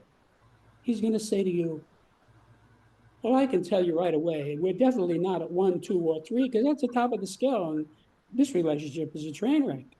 Yeah. See, he reduced it down to 4, 5, 6, or 7. That's progress. So then you say to him, well, look, why don't you just go ahead and read it, read the text, and then you can get it exactly.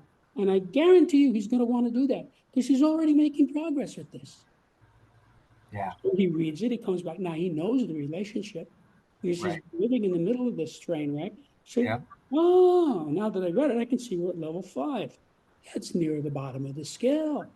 No wonder we can't get along. This explains X, Y, and Z. See? Yeah. So that's how easy this is to use. He found the level. And then you say to him, if you want, we could move this relationship from level 5 up to level 4, and then it will be a better relationship. He says, you can? You say, yeah, it tells you in the book how to do that. He says, let's do it. You say, wait a minute. Before that, look at this. And you open it up to the scale of sexuality. Well, that's relevant, isn't it? It's his wife. Right. Say, look at this.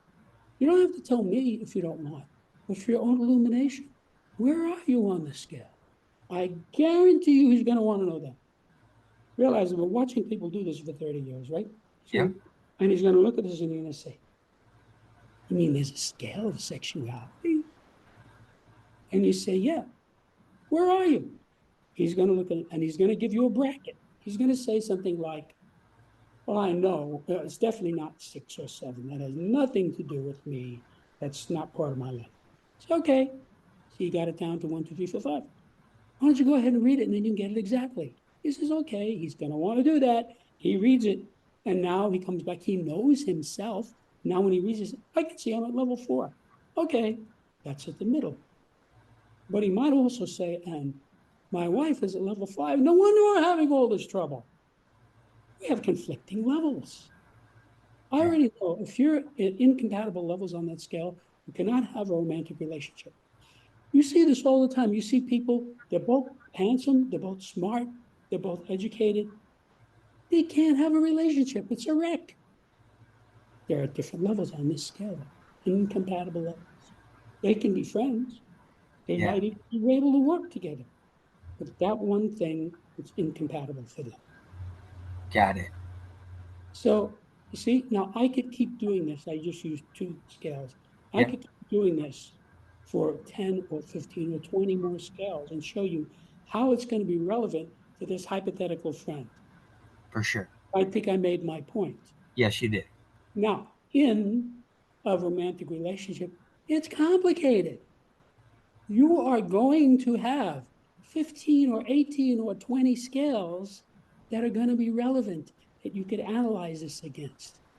Ah, scale of control. My wife is a control freak. Let me look at this. See? And he finds the level. Now, the main thing you have to realize about this is that every time you correctly spot a level, you have an insight. Oh, now I see why my wife is a control freak. She's at level 6 on the scale of control. That's what we call a control freak. Right. It doesn't say that in the book, but that's how he might process it. Sure. Sure. So this is very user friendly stuff. Okay. Was there a certain point? Excuse me. It's all right. Was there a certain point in your career where your parents finally got who you were? No, Okay.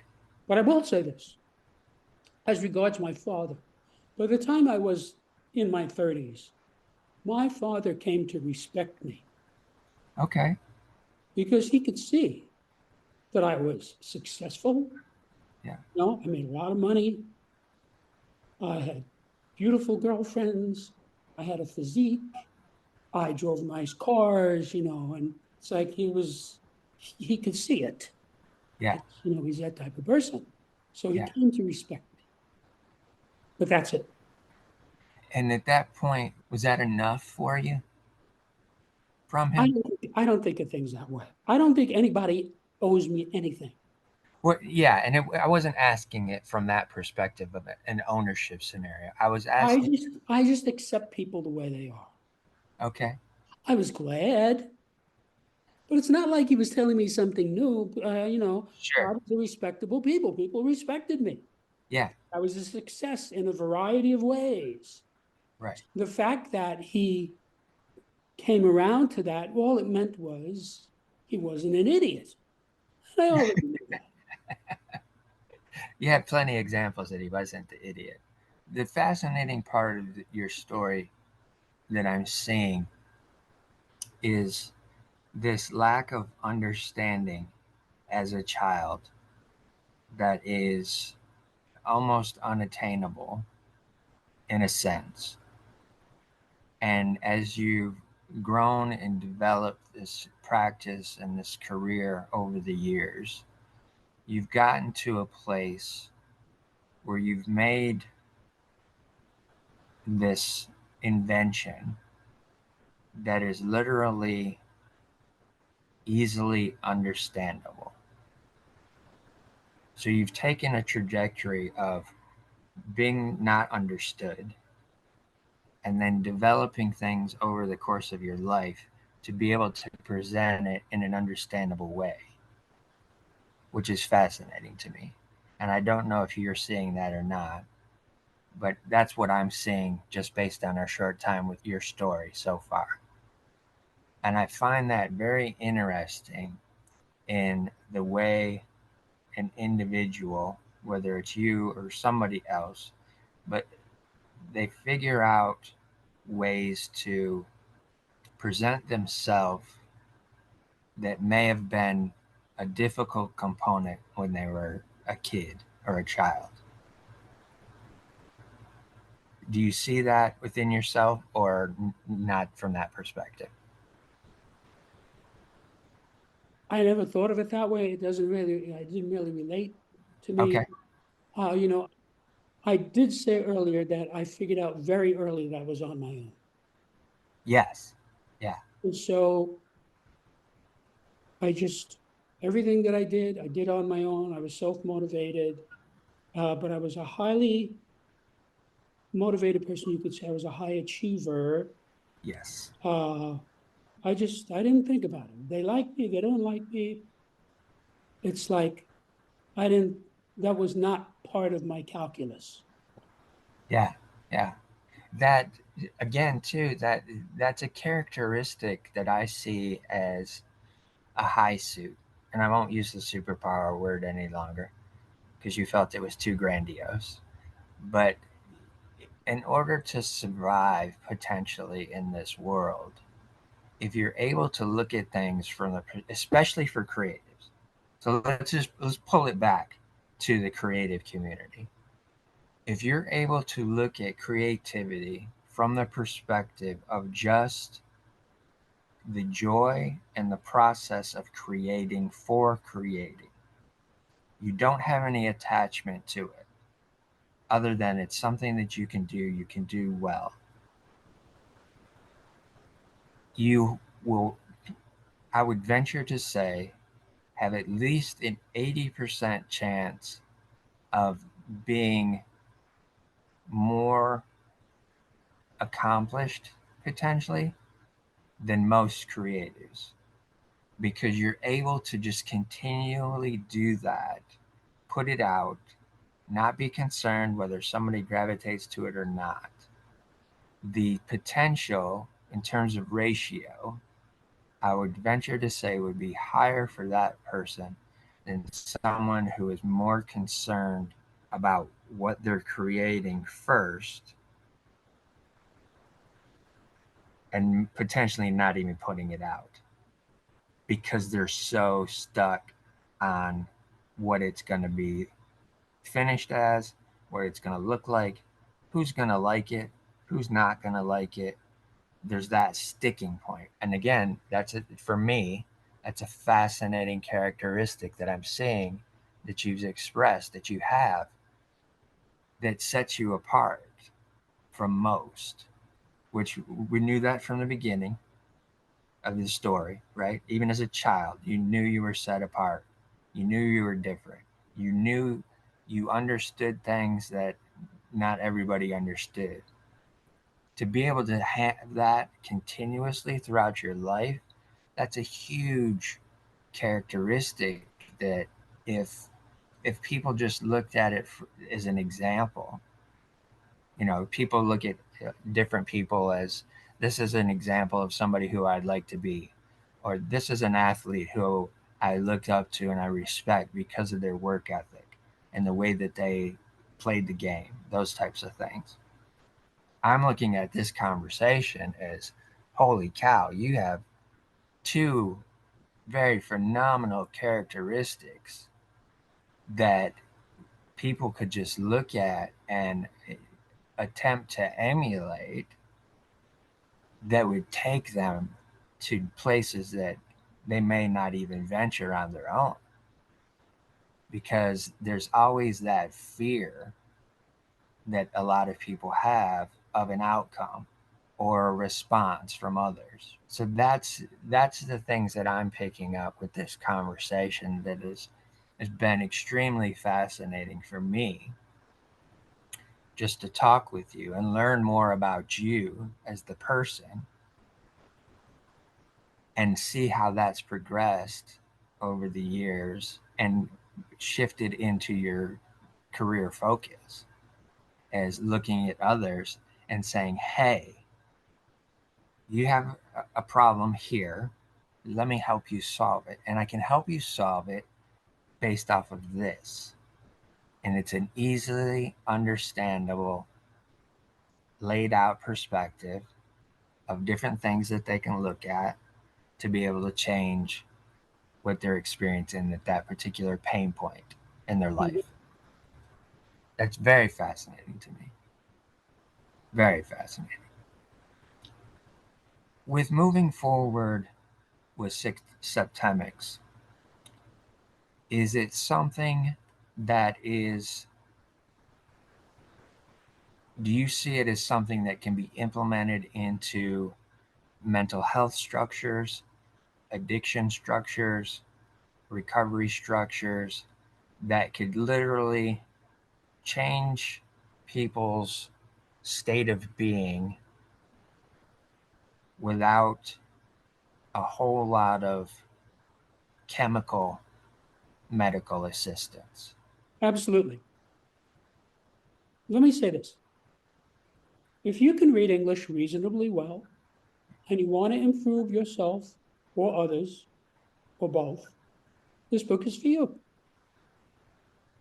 Now, you might say, well, everybody wants to improve themselves. No, there's all kinds of people who have no interest in improving themselves or others. Right. Psychopaths, sociopaths, professional criminals, narcissists, serial murderers, ignoramuses, morons, idiots, Yeah. war criminals. I mean, there's lots of categories of people who have no interest in improving themselves or others. I mean, let's say take somebody who's in the mafia, right? Okay. Most of those people, if they graduated high school at all, didn't learn much of anything. Yeah. I know this because I've studied these people, but many of them were barely literate. Many of them were not good students. Nearly all of them were not good students. And, they don't have a motive to make themselves better. Yeah. They just want more money. So they're not the public for this book. Yeah. But I've actually calculated that about half of the human race either wants to improve himself or others or both. About half. And this is something I was able to calculate from the material that's in the book. So there are about 1.5 billion people who speak English. And I would estimate about 1 billion of them could read this book. Of that billion, about half of them are going to be people who want to improve themselves or others. So it's 500 million people. So that's the public for this book, 500 million people. Yeah. Now, in the nonfiction publishing world, if you sell 10,000 copies, that's a big hit. Yeah. So this, I should tell you, I've been watching this carefully for a long time. Septemics is the greatest discovery of this century. Okay. It is a life-changing experience. I've watched this over and over. Right. When people actually read the book and actually understand the book, their gratitude is profuse. Yes. So the response, once they really get what it is, wow, where have you been all my life? Right. And so that's good. I mean, I didn't know ahead of time that that's what the response would be, but that is what the response that I get. The main problem is getting people to read the book Sure. because, first of all, today, most people don't read books. Exactly. Of the people who do read books, most of them read fiction, Yeah. nonfiction. Of the ones who read nonfiction, 90% of them are in a niche, meaning historians read history books, psychologists read psychology books, mathematicians read mathematics books, et cetera, et cetera. And this book is not in any pre-existing niche. Correct. Yeah. It is its own subject. Yep. You cannot fit this into psychology or sociology. It's like trying to get an elephant into a Volkswagen. Okay. Can't be done. Yeah. So all of those are hindrances in terms of getting anybody to read the book. Most people live in a box. Yep. They're not going to get out of that box Right.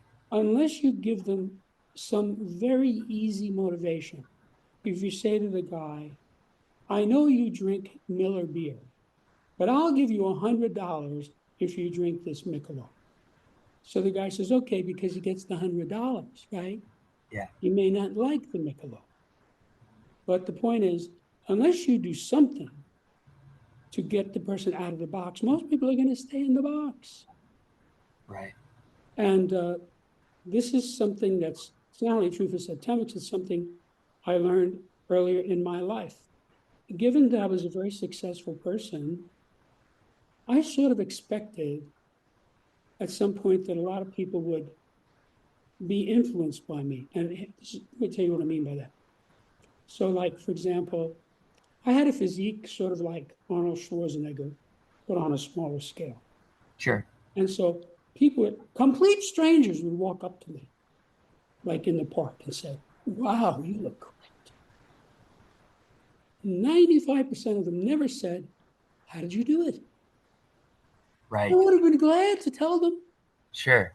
No drugs, no alcohol, no tobacco, no coffee, no sugar, no gluten, Yeah. exercise, stretch, sleep, you know, but they're not interested. Yeah. That was a hard lesson for me. Okay. It's like I have people who they get, and they say, they might say, well, gee, this guy's got the world on a string, as a cliche sometimes. But they don't say, how'd you do it? How do you manage that? How'd Right. you get there? How'd you get to the point in your life where you just don't get upset? You don't worry. You Yeah. don't get angry. Right. I can't remember the last time any of those things happened to me. I can tell you And this, Jim. I want to know. I'll tell you what, these scales, all of them, undercut depression and anxiety for very specific technical reasons, which I could tell you if you wish. Person has depression because he's upset. He's had either a very big upset or a concatenation of upsets. Yes. When a person is upset, he never knows why he's upset. Never. Many people think they know why they're upset, and they're always wrong. I had a whole career of getting the guy to find out really why he's upset. Yeah. So the guy comes in, he says, can't get along with my wife. I said, well, what seems to be the problem? He says, well, she burns the toast. That's not the reason he can't get along with her. Right. Yeah. Exactly. So I would use my biofeedback, which is very precise, and I would get him into things that he probably forgot about. Oh, now I see why I'm upset with my wife. I forgot all about that. See? Yeah. At that instant, he stops being upset. I've seen it 1,000 times. It's instantaneous. The situation is the same.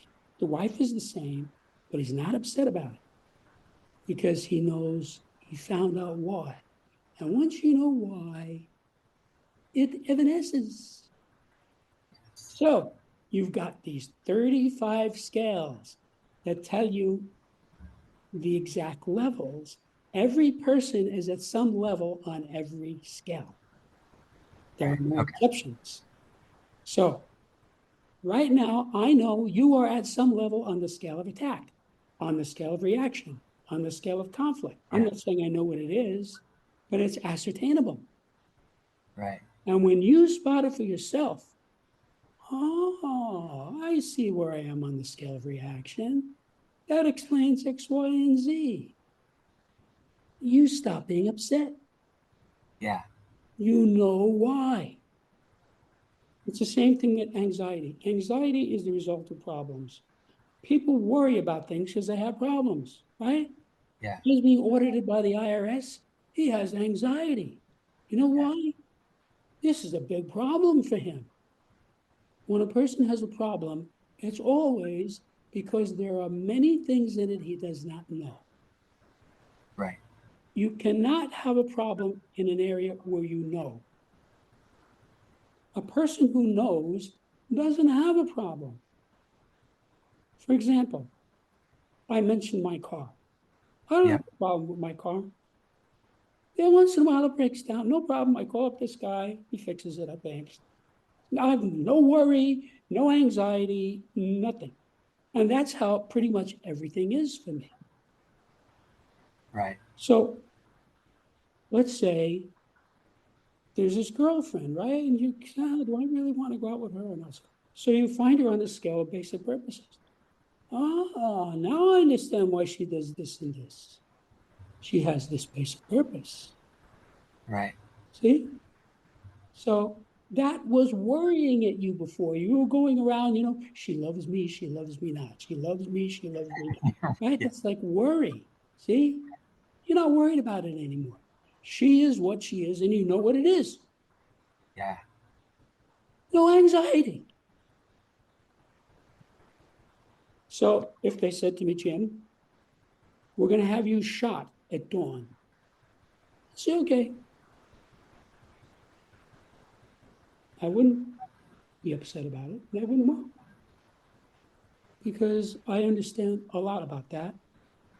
I'm I understand what it's like to not have a body, where I'm going to go. There's not a lot of unknowns.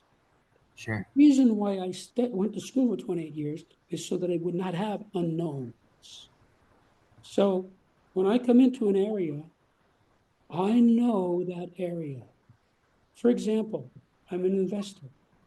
There are many investments I understand very well.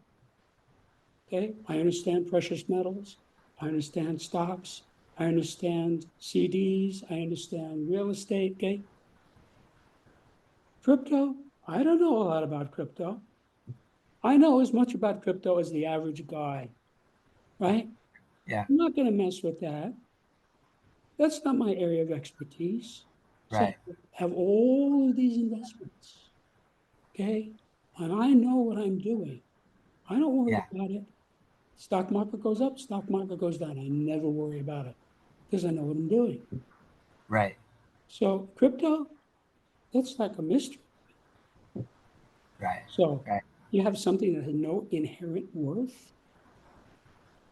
Why would I put money into that? Now I realize Exactly. people have made money from it, Sure. and they obviously know what they're doing. If they're succeeding at it, they know what they're doing, and they're experts in this. And I'm not one of them. So people say, well, why don't you invest in crypto? I say, well, look, I have all these other areas that I know, and I have investments in all of these areas, and I do well with them. Yeah. Yeah. So why would I want to mess with something I don't know? Yeah. See, I mean, there's probably 1,000 unknowns about crypto. I Right. mean, the biggest unknown is I don't even know what I don't know about it. I would have For to sure. really sit down and study it. Yeah. And I don't really have time to do that because I'm a busy person, believe me. Yeah. I already have over 100 assets I have to keep track of. It takes time. Right. This material gets you to have knowns in your life. Okay? So you have trouble with your mother in law. So you figure out, she's at this level on the scale of a tap. That explains a lot about her. See? Now your relationship with her just got better. It didn't change her because she has no idea about this, right? Yeah. But you can manage it better. When she starts going into this routine, you understand what it is perfectly. So I have friends of mine who are low on certain scales because most of us are. So when they go into that, I say, he's doing this thing. I know what it is. I'm not going to get upset about it. And I just tiptoe around it. So I'll give you an example. I have a friend, wonderful person, love the guy. He's what I would call a political extremist. Okay. As I explain in that chapter, those are the people who cause all the trouble. Yeah. The people who attempt assassinations, bribery, extortion, voter fraud, etc. They're all extremists. Terrorists Yeah. are extremists, right? Yeah. So when this guy starts going into his rant, I know what's going on. Donald Trump, I'm not going to get into it, right?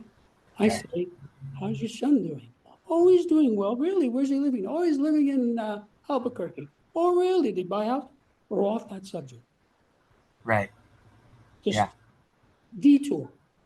Yeah. So the other thing is, the subtitle of this book is Analysis, Prediction, and Management of Human Affairs. When you spot somebody on a specific level, you have an insight. That is a type of analysis. You have analyzed this person against this paradigm. Right. Because you've analyzed it, you can now predict what that person is going to do. See, Right. this guy I just said, I know he's going to go into ranting and raving on this political stuff, and I don't want to get into it. Right. See, I like this guy. See, Yeah. so we talk about baseball or photography or whatever the hell it is. It's great. It's fine. See, there's Right. no politics in that. And then once you can predict what a person is going to do, then you can manage it because you can predict it. You know Right. why I can manage all of my financial assets? Because I can predict. Right. Well, right now, I'm waiting for the precious metals to go down. They're going to go down at Yeah. some point. Okay. So I have Yep. all this money in my account and I look at it every day. One of these days, it's going to go boom, buy. See, this is prediction management. Yep. Yep. So, in order for me to, I have to know precious metals. I've been doing this for some time. Okay. Yep. Yep. There's certain factors in this one and not in this one, you know. So, that's what this book is about. It enables you to analyze, predict, and manage human affairs. And I don't know of anybody who doesn't need help with this. Right. Everybody deals with human affairs.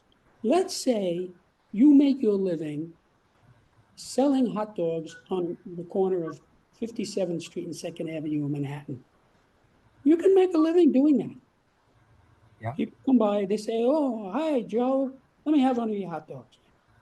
It's a living. Yep. But that guy, he has to deal with all these people, doesn't he? It's human affairs. He has providers. Somebody sells him the buns, somebody sells him the hot dogs, somebody sells him the ketchup. See, he's got to deal with those people. Then he's Right. got the government. The government gives him a permit, right? So everybody has to deal with people. Now, theoretically, you could have some hermit living in the woods by himself. What was the name of that crazy guy? Ted Kaczynski, who the Unabomber who lived in the woods Yeah. in a little hut. But that's less than 1/10 of 1% of the human race. Right. So you need the data in this book because you may know some of it by common sense or by experience, Right. but you don't know the 35 scales. Right. And this is precise information. It's just like geometry or trigonometry or analytic geometry. It's precise. So the reason this is valuable to you is it's accurate, it's precise, and it's specific. And I don't know of anything else in the field of human phenomena that is accurate, precise, and specific. Now, I have nothing against psychology. I know a lot of it. I study it Sure. and all these other subjects too. Yeah. But this is specific, it's precise. Okay. You are at some level. So the question is not, is this guy on the scale? It's what level is he at Correct. on the Yes. scale? And when you find out, you'll say, oh, now I see why he couldn't get along with Gertrude. Yeah. So whatever worry you had about that is gone because there are no unknowns about it. So that's what I mean. It totally undercuts depression and anxiety Yeah. because they accumulate because you don't know.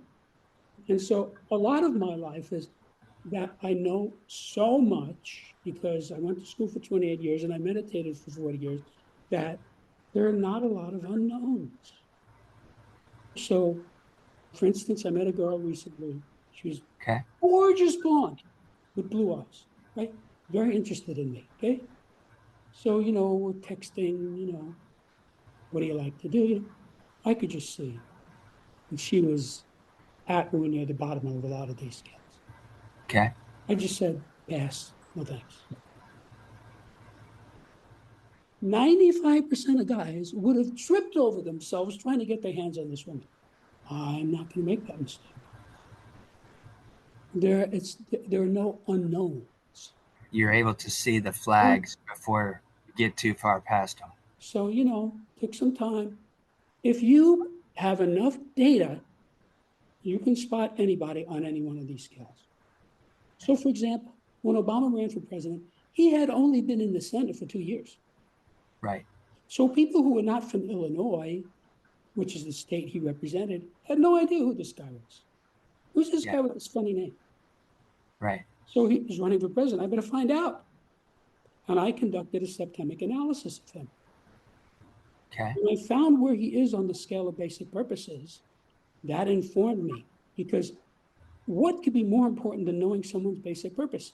It's what the person is trying to do all the time. Right. And I was able to see that. It took me a while. I had to listen to his speeches, I had to watch him, eyes, body language, face. Yeah. People tell you their levels. Right. They cannot help telling you their levels. It's just like when you look at a chrysanthemum. If you know what a chrysanthemum is and you can see it, you say, that's a chrysanthemum, right? So I'm Yeah. walking down the street, right? And I walk past the garden. And I say, oh, this guy has tulips. That's very nice. Because I know what a tulip is. Right. So I'm not going to confuse that with a rose or a chrysanthemum. Now, that's kind of a trivial thing unless you're a florist. But when you get into people, if I didn't know this, I would still be talking to this gorgeous Right. because she was like unbelievably gorgeous, sexy girl. And, but I could just see is this person is too far down on too many scales. Right. So, and it's true that there is such a thing as a downscale person. Let's say you meet some guy, he's a drug dealer and an alcoholic Right. who beats his wife. That guy is at or near the bottom of all these scales. That's why he's like that. Yeah. Yeah. So you can't make generalizations. This is about specific, like the Gambino crime family, right? Yeah. Carlo Gambino, he was not a stupid person. He Yeah. was a very smart man.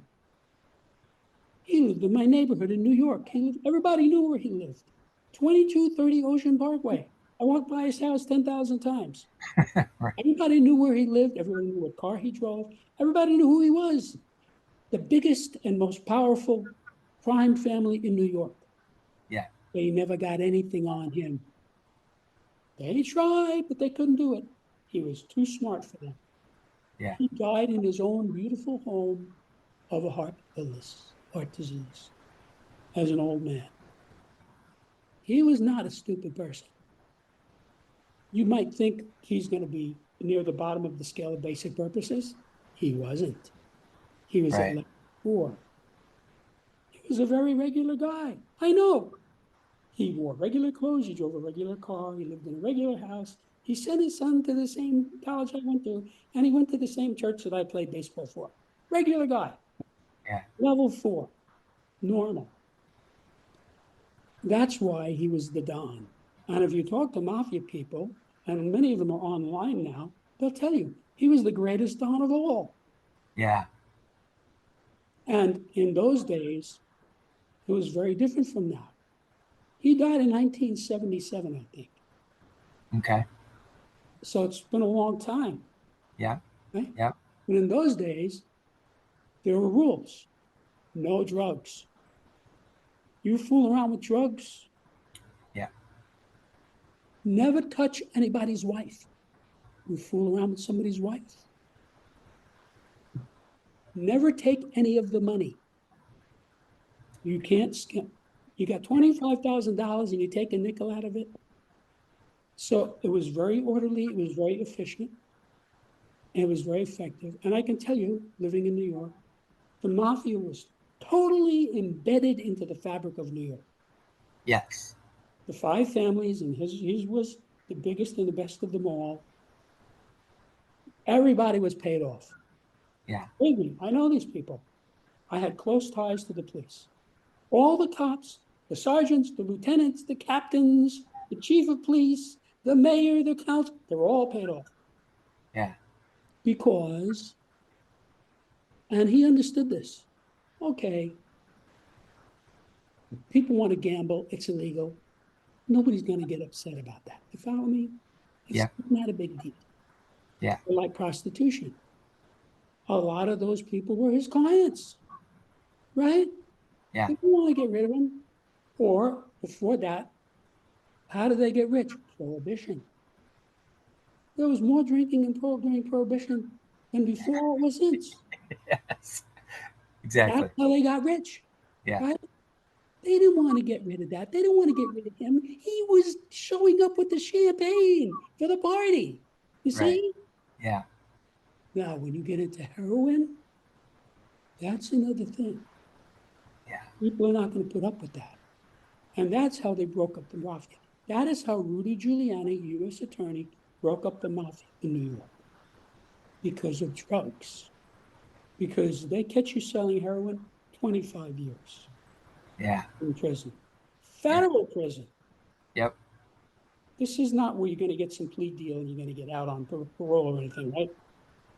So that's how they broke up the mafia. So the point is, you can't jump to a conclusion that this guy is some dumb thug because he's in the mafia, but you can analyze it. Okay, it took Yeah. me a while to figure out who this guy was. He was a friend. Sure. He was a friend of my father. He was just one of the people in the neighborhood Right. Yeah. in New Exactly. York City, and he was a very congenial, smiley, friendly guy. I'll tell you a true story about him. He's in a restaurant. The mafia would go out to a big restaurant to have dinner, right, with the Yeah. wives, right? Yeah. So he's there with all these people, and some other mafia guy who was there came over and insulted him. He didn't say a word. He just smiled and nodded, right? That guy turned up dead in the trunk of a car 2 weeks later. It was never solved. Never solved what happened to that guy. Okay. That's how they did it. So what I'm saying is, he wasn't out of control. He knew what he was doing. See? Right. Now, there are some people who get into the mafia who are loose cannons. Yeah. They kill those people. There are, actual people who, the type of crazy people who they shoot people in bars and things like that to get into fistfights. They want to get rid of those people Right. because it's a business. Hey, we got this corruption deal here where the government's giving us all this money.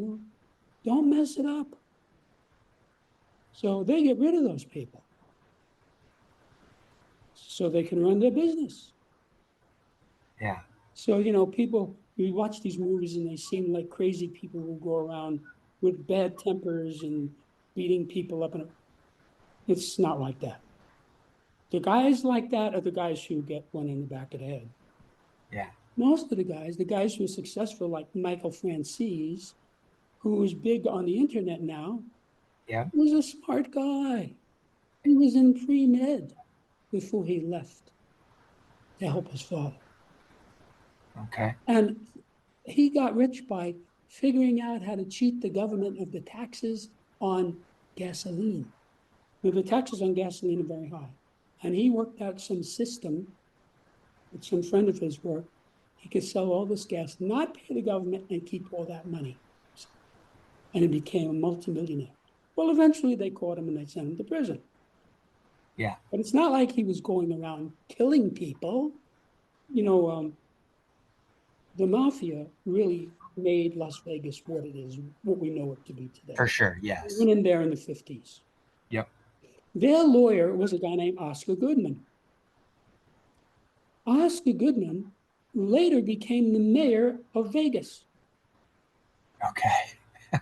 He was so popular, they just kept reelecting him with like 70% of the vote. Yeah. Right? If you know politics, 70% is like, that's as high as it's ever going to get.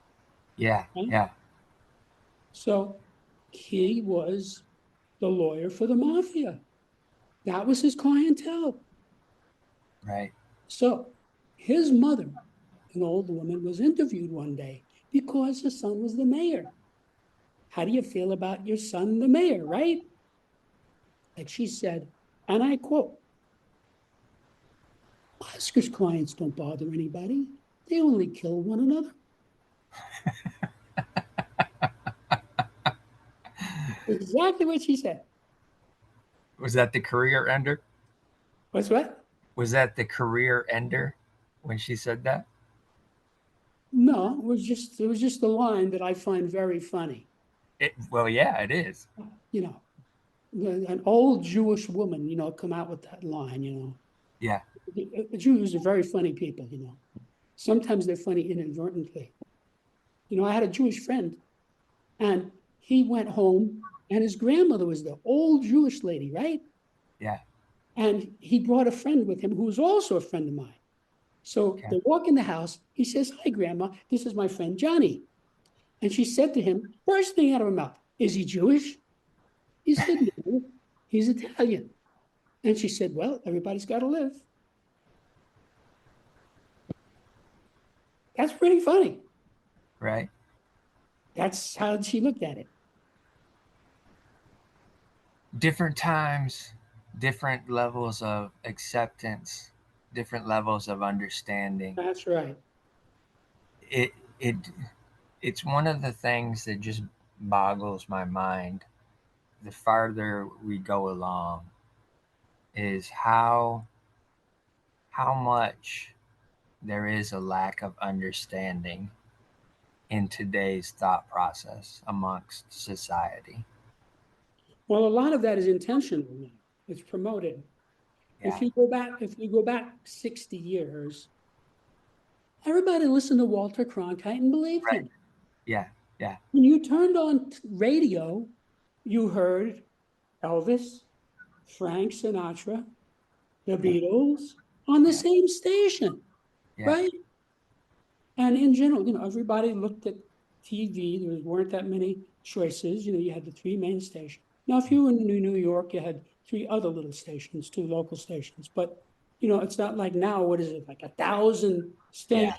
So the country was much more coherent in those days, and you did not have a media that intentionally lied to make people upset, which is what has been going on in recent years. And so you find that these media people, they're just wrong, wrong, wrong, wrong, wrong. And I mean, just in the last 6 months, look how wrong they've been. Oh Oh, yeah. tariffs, the economy is going to crash. Obviously, either they were stupid or they were lying because the stock market is an all-time high. Yeah. So there's a lot of, if you say something they don't like, they say you're a racist.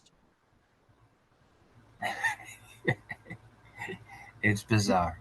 It's malicious, you know. Yes. Like a lot of black people say, all white people are racists. That's Yeah. dopey. Sure, there are some white people who are racists, Right. but by no stretch of the imagination, it's a minority in the United States. We elected Obama and we reelected Obama. What does that tell you? Right. So there's a lot of that separation between people now is fomented, Yeah.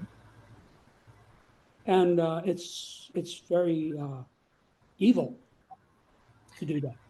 Oh yeah. Absolutely. Absolutely. At this stage of the career, Jim, and with Septemics is where it's at,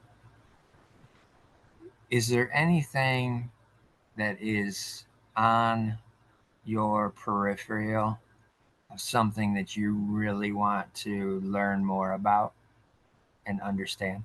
Well, you have to realize I'm in a permanent state of learning more about. Okay. Now that we have the internet, for somebody like me, that's Yeah. manna from heaven. And Yes. I'll be sitting there thinking, I wonder whatever happened to that actor. I go right on Google. He died drowning when he was on vacation. Now I know what happened to him. So it's like a perpetual thing with me. Okay. I just keep learning more and learning more, learning more, learning more. And for me, a lot of it is focused, Yep. focused on certain things. Yep. You know, like learning precious metals really well. Okay. So I don't have trouble making money with precious metals. There's certain things you need to know, and you have to pay attention. If you pay attention and you know, you can make money from it. We had COVID. I made money from COVID. Many people did. Yeah, Yeah. you saw exactly what was happening. I picked three very good companies, strong, healthy companies that went right down. I rushed right in and bought it, and I just sat there until it went back up, and we made a big profit. Didn't have to do anything. Yeah. So that's because I know the area. So I spend a lot of time listening to financial experts now and things like that because I'm into that.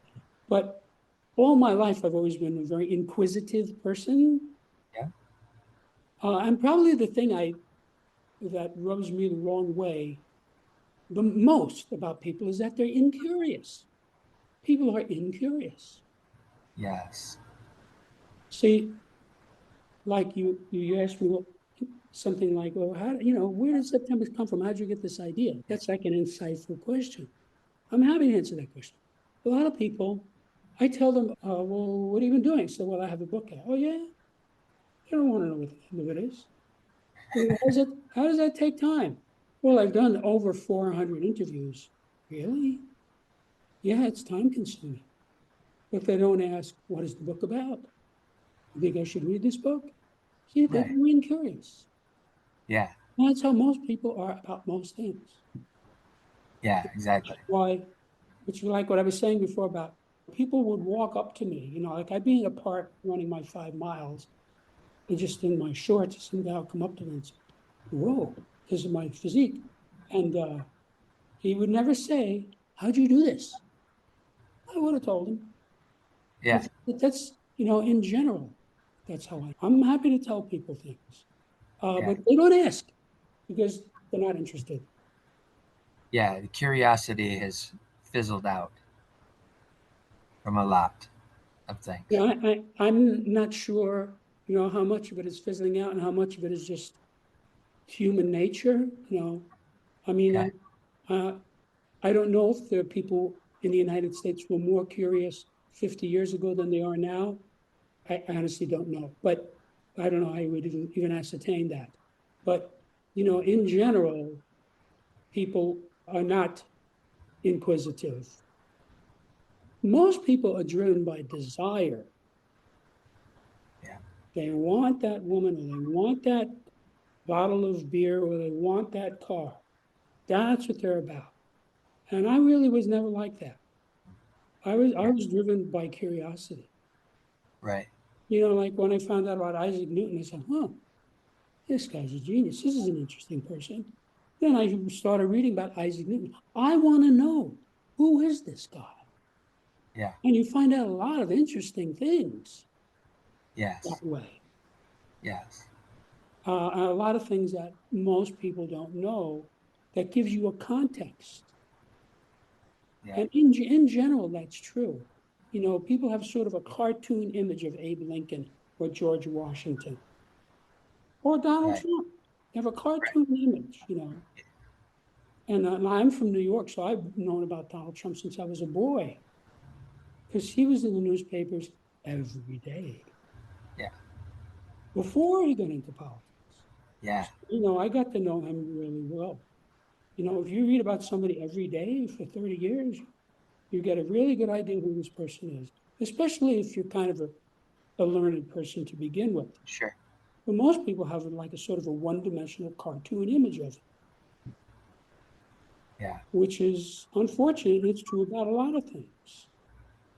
That's a lot of what's wrong with our democracy. People have a one-dimensional view of things. They don't really look at things in context. Like people say, we should tear down George Washington's statue because he was a slave owner. Duh. Of course he was a slave owner. Everybody he knew was a slave owner. All of his friends and family were slave owners. Yeah. So that's like you look at someone and say, oh, well, he smokes. Well, 50 years ago, everybody smoked. You have to have some depth of understanding. And in order to do that, you have to be willing to study. Yeah. And most people are not. Yeah. Exactly. That is the case. Most people are not. I think that's a great place for us to wrap things up for today. And I always have an ending statement, but I'm going to add to that today. I want to add always be curious, listen to your heart, but be kind to your mind.